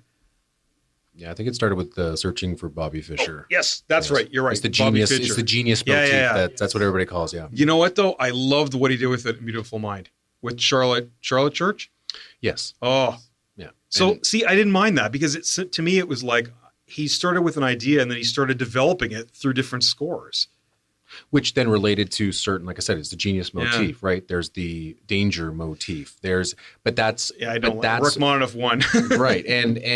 But I mean, John Broxton, I think, was the one that first explained it to me that Horner was like creating these giant classical pieces while he was doing his film music, and he explored a certain theme or an idea in this score, and he never really thought that, well, that's part of that movie. That's that movie's identity. It's my identity. So if I want to bring that back and explore it again somewhere else, I should be allowed to, like any classical composer would say, hey, you know what? I've like even John Williams, he took a couple of notes from 7 Years in Tibet and inserted into I think it was his cello concerto for Yo-Yo Ma. He's like, I love that idea so much that I want to develop it into my classical music. But Horner wasn't doing that at the time, but he's like, I want to take that idea, see what I can do with it in this next picture. And it annoys me. Mm-hmm. It does. Most people understand it now that that's what Horner was supposedly doing. Yes. And yeah, it doesn't bother me as much now because again, he's not around, and it's like now I can go back and really pay attention to hear the evolution of that music and why he did that sort of thing. I mean, and I'm still one of those people that, like will point it out. Mm-hmm. And I hate doing that because then I feel like such a jackass that it's like, hey, well, you're not allowed to like Land Before Time because that's 7 different classical composers. You might as well just go and listen to that.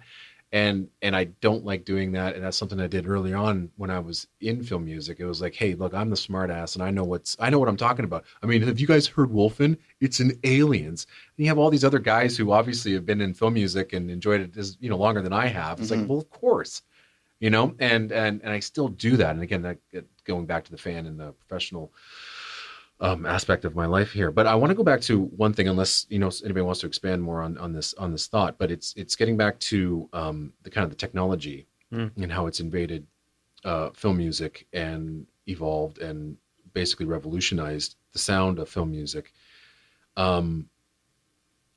Is it hurting the composer's education, like, or any type of film composer that wants to get into this? Are they now saying, I can go and buy such and such a Mac, I can get all these synthesizers, I can do the 4 chords, the string ostinato, and the blaring horns, call it epic film music, and I should be able to write film music? And are they learning properly? Do they need to have some sort of formal, not say formal music education, but it's like Can you be a guitarist who has 20 years of that experience and jump into film music? Or do you need to have, I mean, you obviously have to have some sort of dramatic sense, but it's like, what are the qualifications now for a film composer? Because before you had to know how to write for an orchestra. At the risk of sounding very controversial, just ask Gustavo Santaolalla and his jangling guitars in both Babel and what was the other one? Motorcycle Diaries. Yeah, Rockback Mountain. Rockback Mountain, and his 2 Oscars about requiring a musical education. I'm sure the man is a very good guitarist and a very good composer. But in my opinion, what he did was, I still can't get past the fact that Goldsmith only got 1 Oscar, and I keep thinking I was livid on both occasions when Santaolalla won for the films. I said, okay, this, like, I remember being at home, watching it with my wife and saying, this is the end of film music right here. And I stormed out of the room. And I came back about 15 minutes later and watched the rest of the show. I was glad that he won because it saved me hours and hours of viewing the Oscars ever since that. Because that was the last time I watched the Oscars when Williams, Memoirs of a Geisha lost to Brokeback Mountain.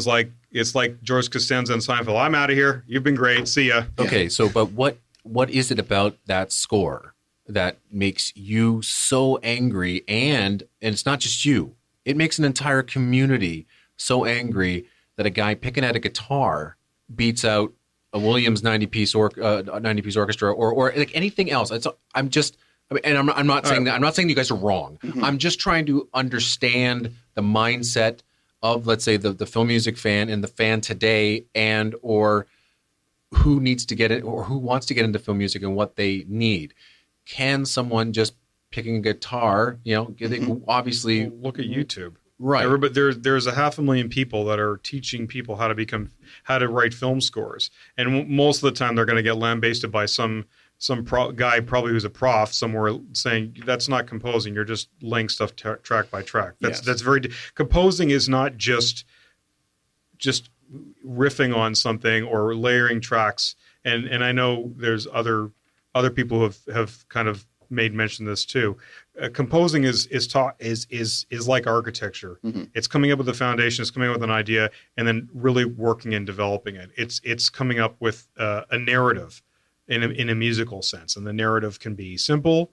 It can be, but it is something that there's it's like the anatomy of something, and that's it. It doesn't have to be mutually exclusive, but I think we've moved into an era where or a trend away from music, and I mentioned this earlier as to why that's happened, but it's part of the process, and the technology has basically just developed or gone to a direction where people they feel like the older symphonic scores, which had a lot of musicality to them, were overwrought. It's almost like when I first heard Korngold and I was getting back into film scores in the 90s, I thought it was really sappy. And now, of course, I value it for just the amazing virtuosity it is. But to my ear at the time, which was very immersed in, I was listening a lot to Goldsmith's like late 60s, early 70s, Papillon, Islands in the Stream. Right. It just seems so overdone.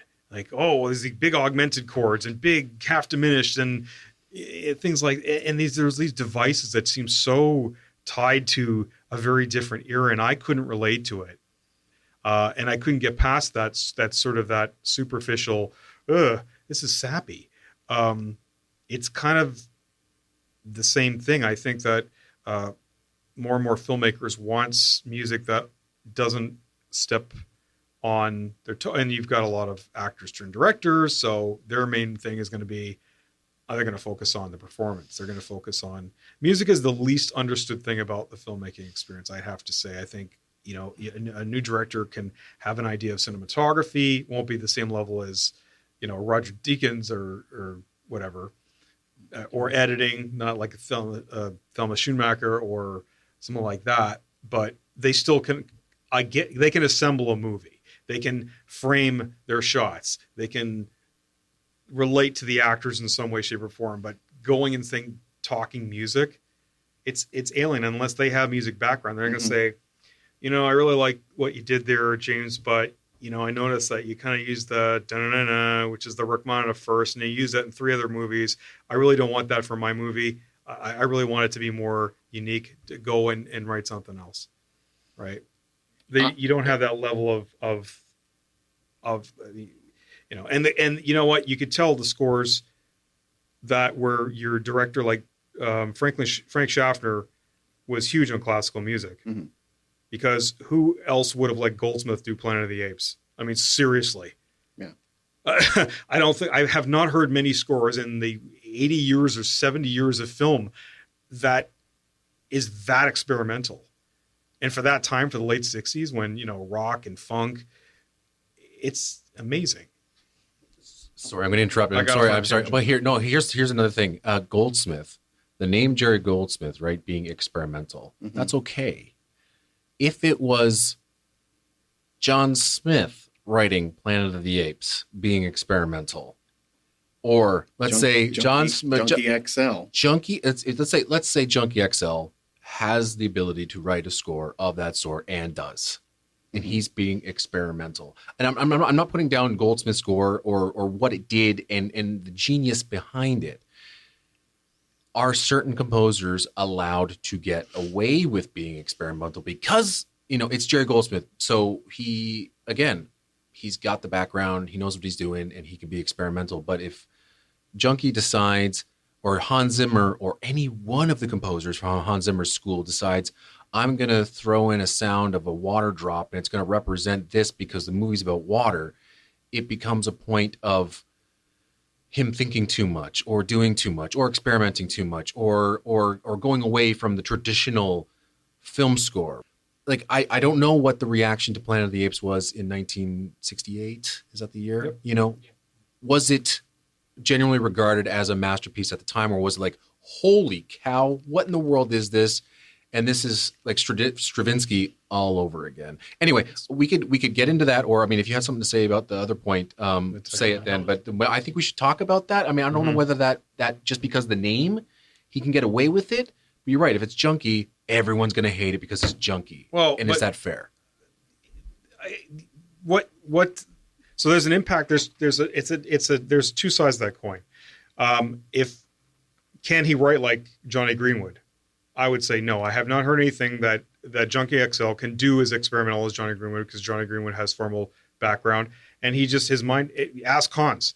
I bet maybe he wouldn't tell you this in person, but over a beer, if you said, "Hey, if you really wanted a whacked out score, Hans, who would you go to? Would you go to Johnny Greenwood, who he has a ton of respect for? I think he worked on one of the Blue Planet or Planet Earth scores with Radiohead. Yeah, recently Zimmer worked with." Or would it be Junkie XL? And he would. I would bet you any money, and not to disparage Hulkenberg, he would say, yeah,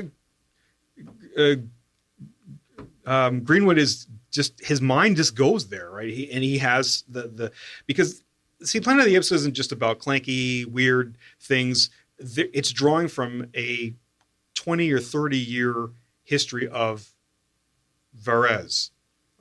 And there's also the flute licks are sort of, that's a tone row. So that's a drawing from Alban Berg. It's not done just because it's a novelty. There was a lot of thought that when a guy wrote a book on it, a fairly exhaustive book, that guy who's like a huge fan of Planet of the Apes, and he broke it down. So there's a lot. There's the superficial impact of, wow, this is really far out, but then there's a lot of layers to it.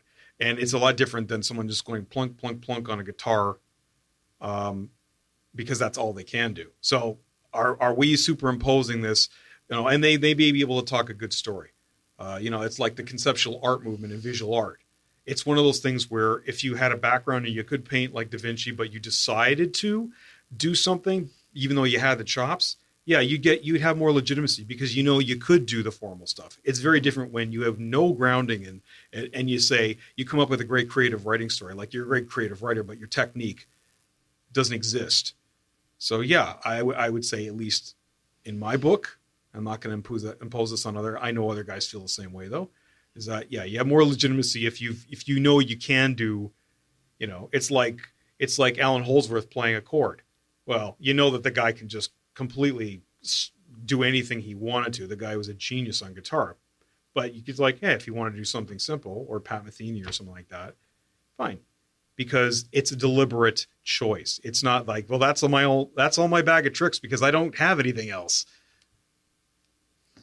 I should feel sometimes, though, particularly who wins the Oscars, going back to the Brokeback Mountain victory, and it should be like some sort of citation on why they decided that score with the guitar would be better for something else nominated with maybe a huge orchestra or electronics was more traditional in its style. Some days, these days, we're seeing composers write scores and they don't even see the film. A good example is Jackie. Now, that's not a film score. I think Mark Kamal said that Mickey Levy is one of the best top composers in coming up this year, coming up in film music. But that's not a film score. I think usually a film score for me is music. Could be electronic, could be orchestral. It doesn't make no difference to me really.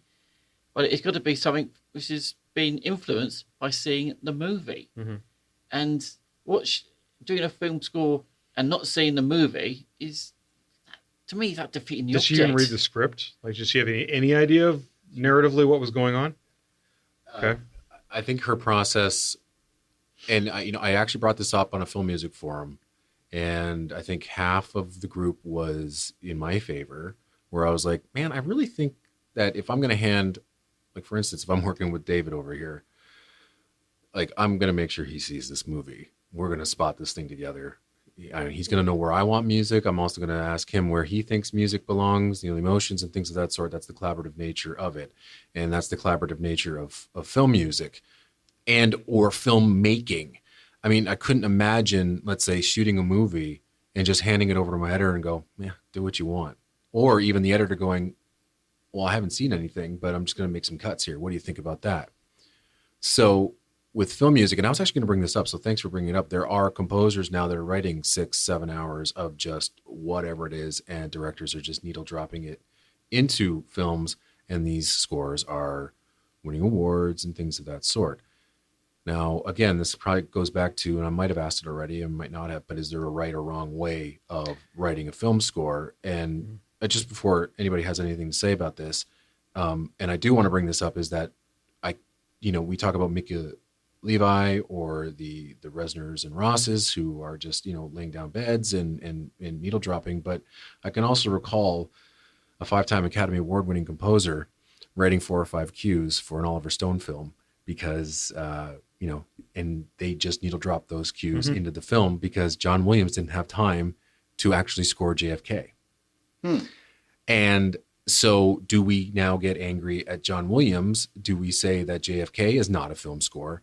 And that it's legit. It's legitimate. Again, we're going here. And again, I'm not trying to knock you down at all, Jason. It's the mindset, because I've had the same thing. It's like Mika Levi scoring Jackie is not the way I would do it. But then again, I love JFK. Okay, I think that score is amazing. That gets back to what my point earlier is saying. But we know Williams can. So in the one instance where he had a scheduling conflict, and he'd already worked with Stone on Born on the 4th of July, doing it the formal way, it's sorry to say, at least for me, it's more forgivable because he's displayed that he understands the technique involved. But Levi has also, before that, worked on Under the Skin, praised for that, for being, again, incredibly experimental, like one of the most original things in the world. That didn't get an Academy Award nomination, although most people thought she should, but she gets one for Jackie. And most people are livid because of the process.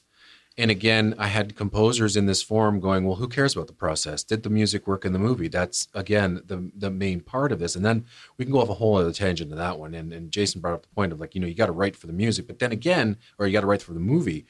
But then again, I would think personally, as a composer, I want to also write good music. That's what I do.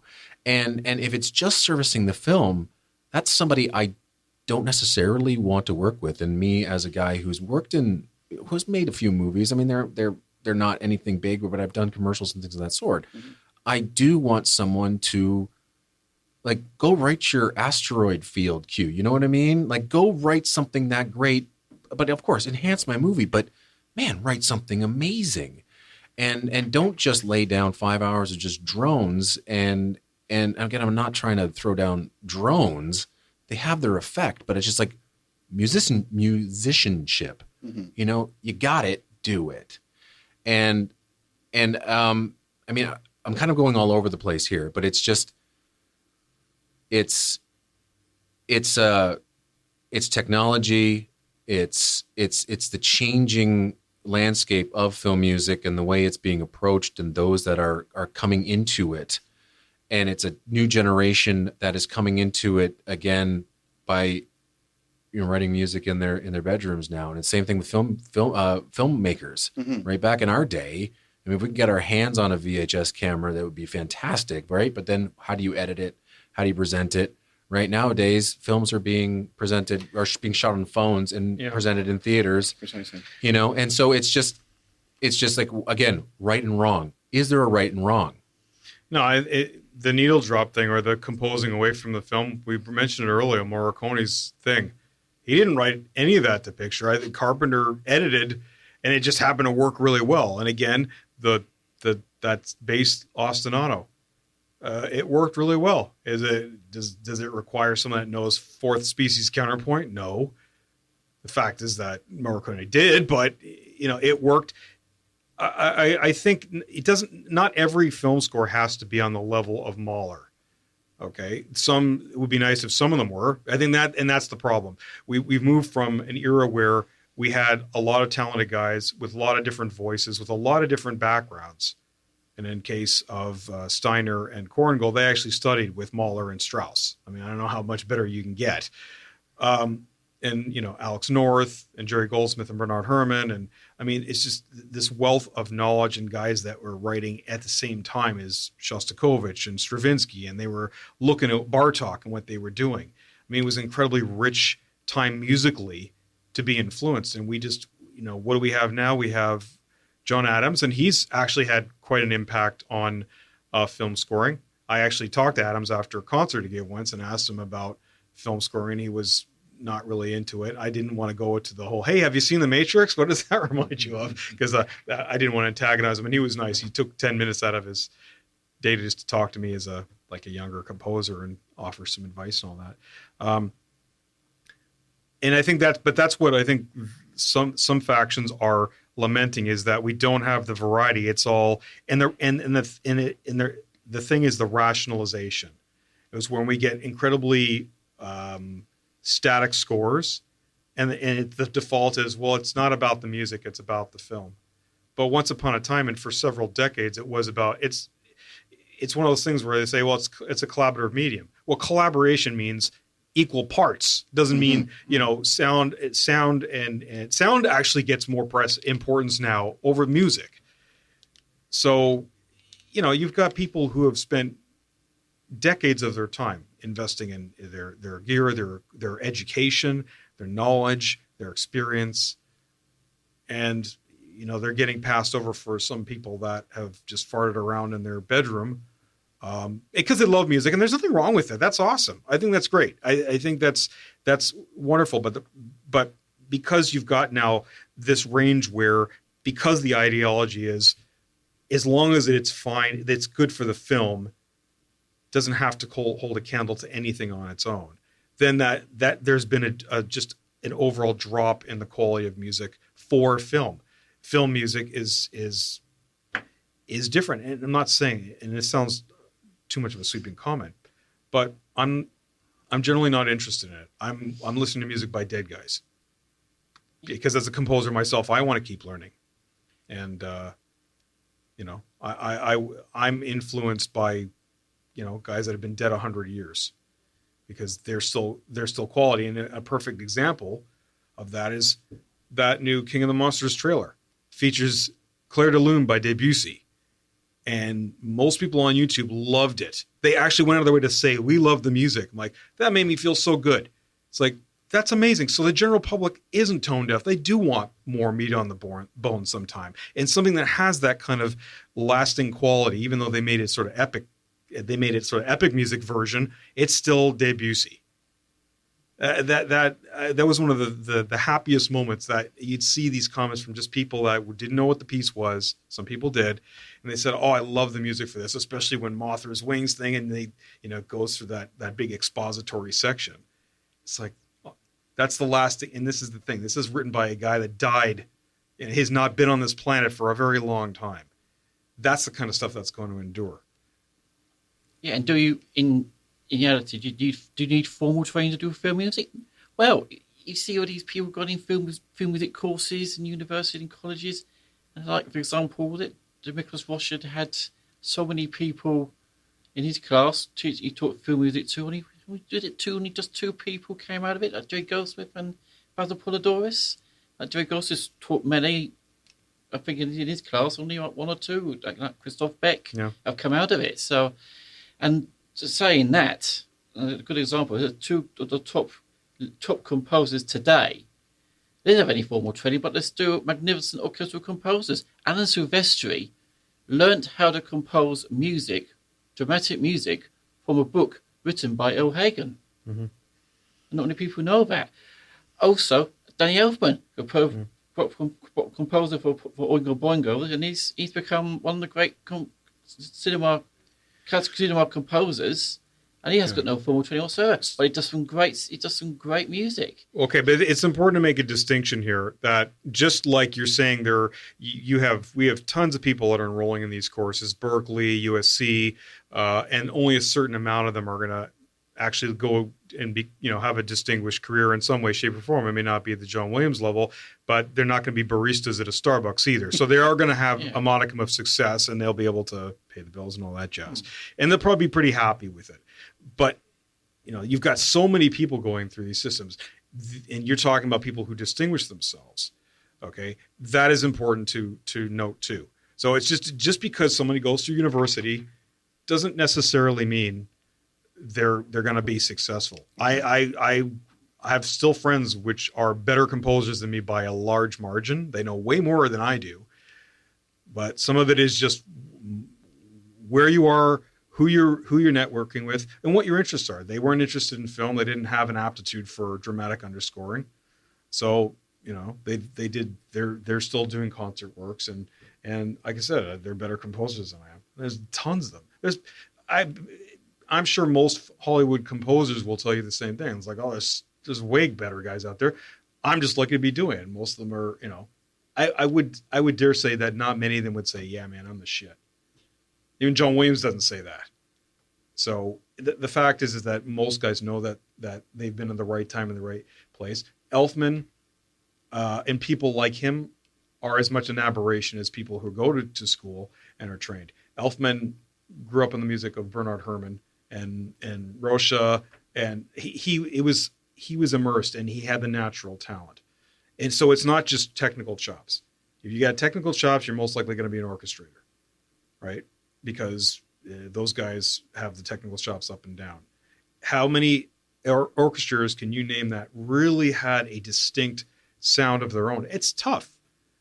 It's tough. Like, you're listening to some stuff I did earlier, like, oh, you have a Horner vibe there and you're really good at emulating. That is a tough thing. It's a tough thing to carve your own sound out, especially when you're getting started and you're asked to sound like this guy or that guy. Where can you break off, or is it just something that these guys just have? I would guess, yeah. It's not like they went out of their way to say, oh, I'm going to try to sound like me. It's like some stuff stylistically just, it's like a strainer. They hear this, that, and the other thing, and then what comes out is a little bit of that stuff, but it's also them. One of the composers that in recent memory has distinguished himself in the way that we, at least the way I kind of perceive what you guys are going for, Bear McCreary has really made a voice for himself, and he did it in a very unique way by starting in a high-profile television show and suddenly taking these ideas and having a producer that was willing to say he's told me in the numerous interviews that I did with him that the producer, his name escapes me at this moment, Ron Moore, said to him, "We only want drums. We only want the taiko drums and that sort of thing." And Bear took that and he created these fantastic soundscapes. And then he was able to build that from there and say, well, let's try this in this particular. And Ron Moore would say, oh, yeah, okay. Well, you did that before. Let's try. Yeah, let's go with what you're doing, and that sort of thing. So yeah, he's the one that I can think of that has his own distinctive voice, and the fact that he is actually doing the King of Monsters movie I think is going to be his huge breakthrough. I think that's going to be where we're going to hear a lot more about him. I'm rooting for him. I hope he kills it. Honestly, I think he's paid his dues long enough in sort of the, doing actually there's a video on his YouTube page where he's got his daughter conducting. I think isn't that a short film or something? Yes. Sounds fantastic for a short film. Yeah. That guy's amazing. Yeah. He's unreal. I'm loving the conversation. I need a break. And I've been doing a lot of talking or asking a lot of the questions. I'm going to give you guys a chance to come up with some topics here. And because I've been leading this thing and I've been really enjoying the conversation and where it goes. But if there's something you guys want to talk about, we'll talk about that in the next hour. And we'll be right back after this break.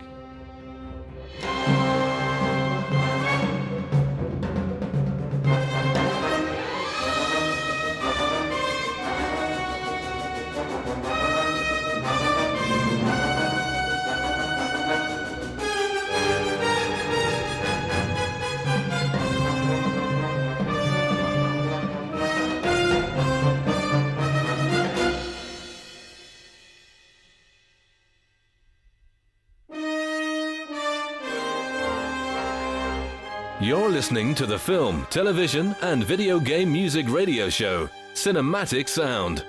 All right, welcome back to the last section of this film music roundtable discussion.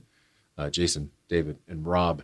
I'm Eric. And the last topic we're going to talk about, and I'm going to try to do my best to get into this without sounding like a fool. We're going to talk about female composers and the lack of female composers working in, I guess, more large-scale productions, getting the chances that they deserve. Are they knocking on the right doors? Are the people who say that they want to help out female composers giving them the shot? I applaud Marvel for hiring Pinar Toprak for Captain Marvel. Hopefully she is the best composer for the job. I want to know what you guys think about this issue because, I mean, there was a point, I don't know how many years ago, where it was only male performers in orchestras. And it took a while for females to get into that line of work. There aren't a lot of female directors, cinematographers, editors, you name it. They have a tough road ahead of them trying to get into the industry. I would like to see more of them working in film composing because they are really good. Mm-hmm. Should they get the jobs just because they are female? And the only film that I would say yes, and it should have happened in maybe the past 10, 20 years, was Wonder Woman. Yes. Because of everything that was being said about that film and what the producers did to make sure there was a female director. It was a female superhero. They were celebrating women. And again, I'm not really 100% sure whether it was a female director or photographer, but anyway, it was all just, we're trying to make this, and it turned out to be like a huge hit. And what did they do? They grabbed Rupert Gregson-Williams as the composer instead of what I honestly thought that Pinar Toprak should have gotten that job. Lita Rodmanis. Any one of them. It's the only project that I said, hey, you know what? Because she's a female, she should have got it. But what do you guys think of the lack of female talent in composing and getting the big jobs? Unless Rupert Gregson-Williams did it in a dress. Well, in my opinion, I think at the end of the day, in the future, if it's 2018 and we're still saying male composers and female composers, in the great world, it should be now. At this time of the day, it just should be composers. Everybody having an equal chance to get the assignments. Now, I was talking recently to a wonderful new up-and-coming female composer called Gil Rosadat, and I think the interview is going to be coming up. It may be up when this show is up on Cinematic Sound Radio. And it was a wonderful lady, and she talked to me about the problems she's having in getting even a fair crack at the whip of getting decent projects. Listen to her music, and it's absolutely superb. But she is a real up-and-coming composer, and she's getting more assignments, hopefully in the near future, for what she can do. There's other female composers around who have done great work in recent years and come through. One of the great, from my country, we're lucky to have composers of the quality of Debbie Wiseman, Anne Dudley, Rachel Portman, who have produced some wonderful work. I think it's fantastic. Anne Dudley is now the go-to composer for Paul Verhoeven. I think it's amazing. Suddenly, it's great to see these female composers having some more major projects. This is good. I think it's tremendous that Pina Topak is scoring this Captain Marvel. I'm really looking forward to hear what she does with it. I've heard she's a fine composer, and I'm really looking forward to her work. But at the end of the day, I'm not saying that we should say that female composers should have first dibs on any assignment. That's completely ridiculous and wrong. At the end of the day, it should be for everybody, male or female. If it's the best composer of who's going up for the job, if it's a male composer, it's a female composer, that's great. At the end of the day, we shouldn't be saying this is from a female composer such and such.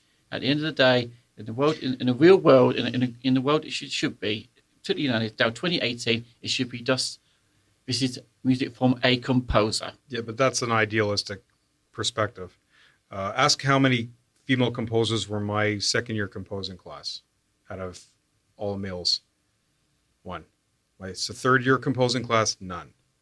And this was back in the late 80s and early 90s. It is a tough gig. And as we talked about before we came back from the break, there are a lot of great male composers who aren't getting a fair shake. So if they're already not getting it, are there provisions? Should there be provisions made so at least a small subset of female composers who may be incredibly talented? The other thing too is typecasting.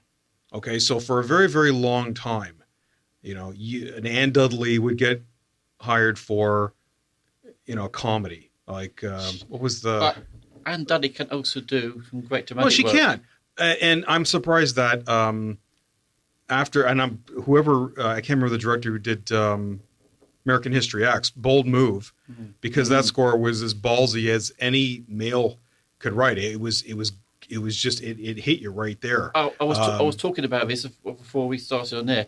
Anybody who has any doubts about how good Anne Dudley is should go to one of her very first film scores called Buster, about the great fame of Buster Edwards from the UK.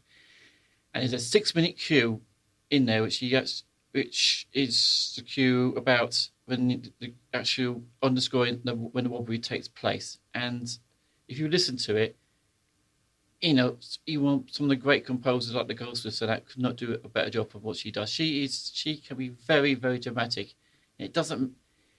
She can do the job just as well as a man. And there's also, talking about another composer, Debbie Wiseman too. She is another wonderful composer who has done terrific work over the years. And okay, I think probably the real reason why there wasn't many females in your class, in this class you're talking about, is they were probably put off because they think it's a male-dominated environment. They should be encouraged to be part of it and given the same fair crack of the whip as the male people. Okay, there may be lots of male composers having to work, but it should be an equal playing field. I'm not. Yeah, but I'm not advocating like a Rooney law for female composers should have a little mix in it. That's ridiculous. This is a fan's perspective. This is not a perspective of what actually happens in the industry. So, I mean, how many years did Shirley Walker work under? If you look at the Black Stallion credits, she's got a credit in there for writing. And in fact, I think as it goes, Carmen Coppola didn't write actually a lot much. She wrote a lot of that music. And Shirley Walker was legendary because she was one of the few female composers working in the industry that could write.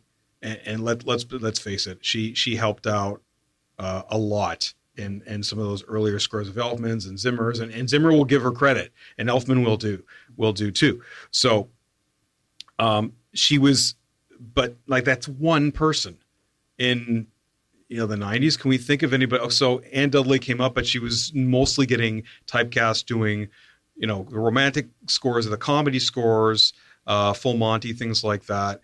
Debbie Wiseman, has she worked on like a major film, like an A-list film? Rachel Portman actually, but she was doing dramas. Was she doing anything that had did she do any scores with any brass in it? No, and she was going to have the chance to do that with Mulan, and she unfortunately got pregnant, and Jerry Goldsmith got it. And I think Rachel Portman did the Manchurian Candidate. Yeah, along with sure, but nothing again that goes against the type of score that she was writing. I mean, you could tell what a Rachel Portman score is immediately. Yep. Melodic, not as heavily scored for percussion. Yeah. And so I think playing not even devil's advocate, but I do understand that ideally it should be the most suitable person. The problem is there are a lot of suitable people that, you know what, they're not going to say, oh darn, I don't want this leg up, or I don't want to be part of a group, which maybe I would get the opportunity now. Yeah, I do have something to say about Wonder Woman in a minute, but I want to get Rob's point of view on this. Well, basically, I was just going to say what David had said in regards to Shirley Walker. And why did it take until 1992 for a female composer to be brought to score solo a film? And that's insane, like an American film. Mm-hmm. So now we're in 2018, and I can't think off the top of my head where there is Captain Marvel is the upcoming exception, but I can't think of any major film in the last decade that has featured a female composer, and to me that is a shame. I mean, Erik said it best. Wonder Woman should have had. Had Shirley Walker been alive, I believe she would have scored Wonder Woman in a second. Yeah. And which surprises me that Lolita Reed-Manis wasn't brought in to score that, or any of the dynamic music partners in that case. I sit back and I wonder. Hollywood has always been an old boys club, and that's not in dispute here.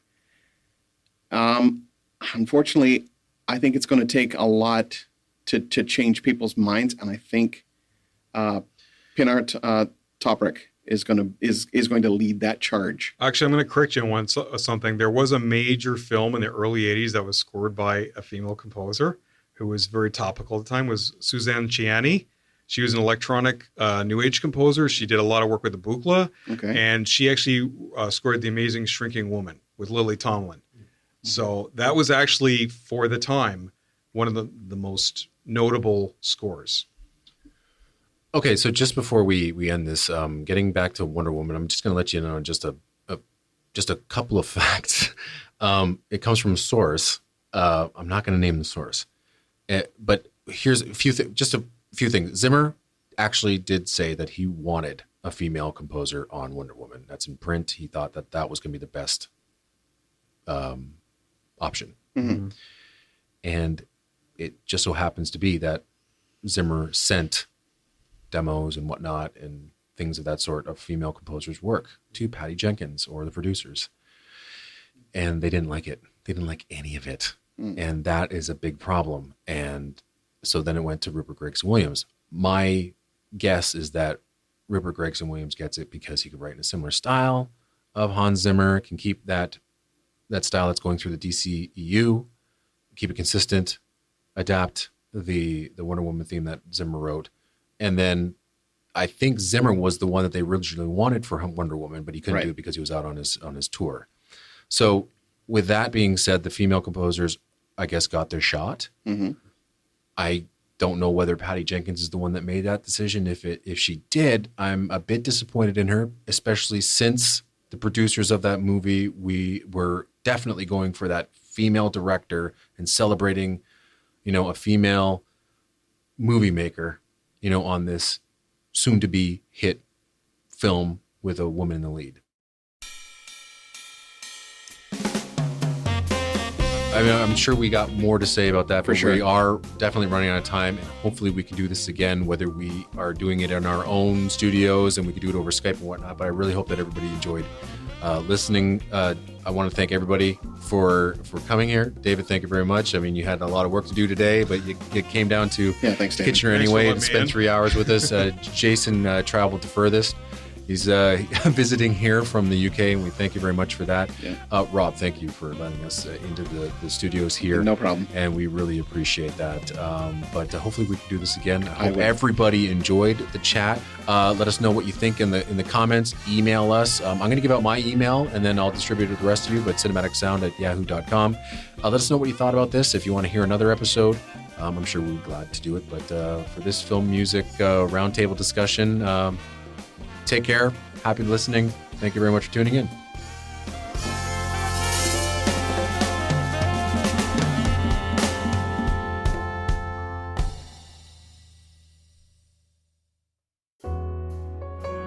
Thank you for listening to Cinematic Sound Radio.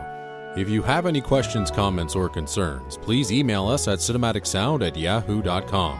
Don't forget to check out Cinematic Sound Radio at cinematicsound.net on the web, at CinSound Radio on Twitter, and at Cinematic Sound on Facebook.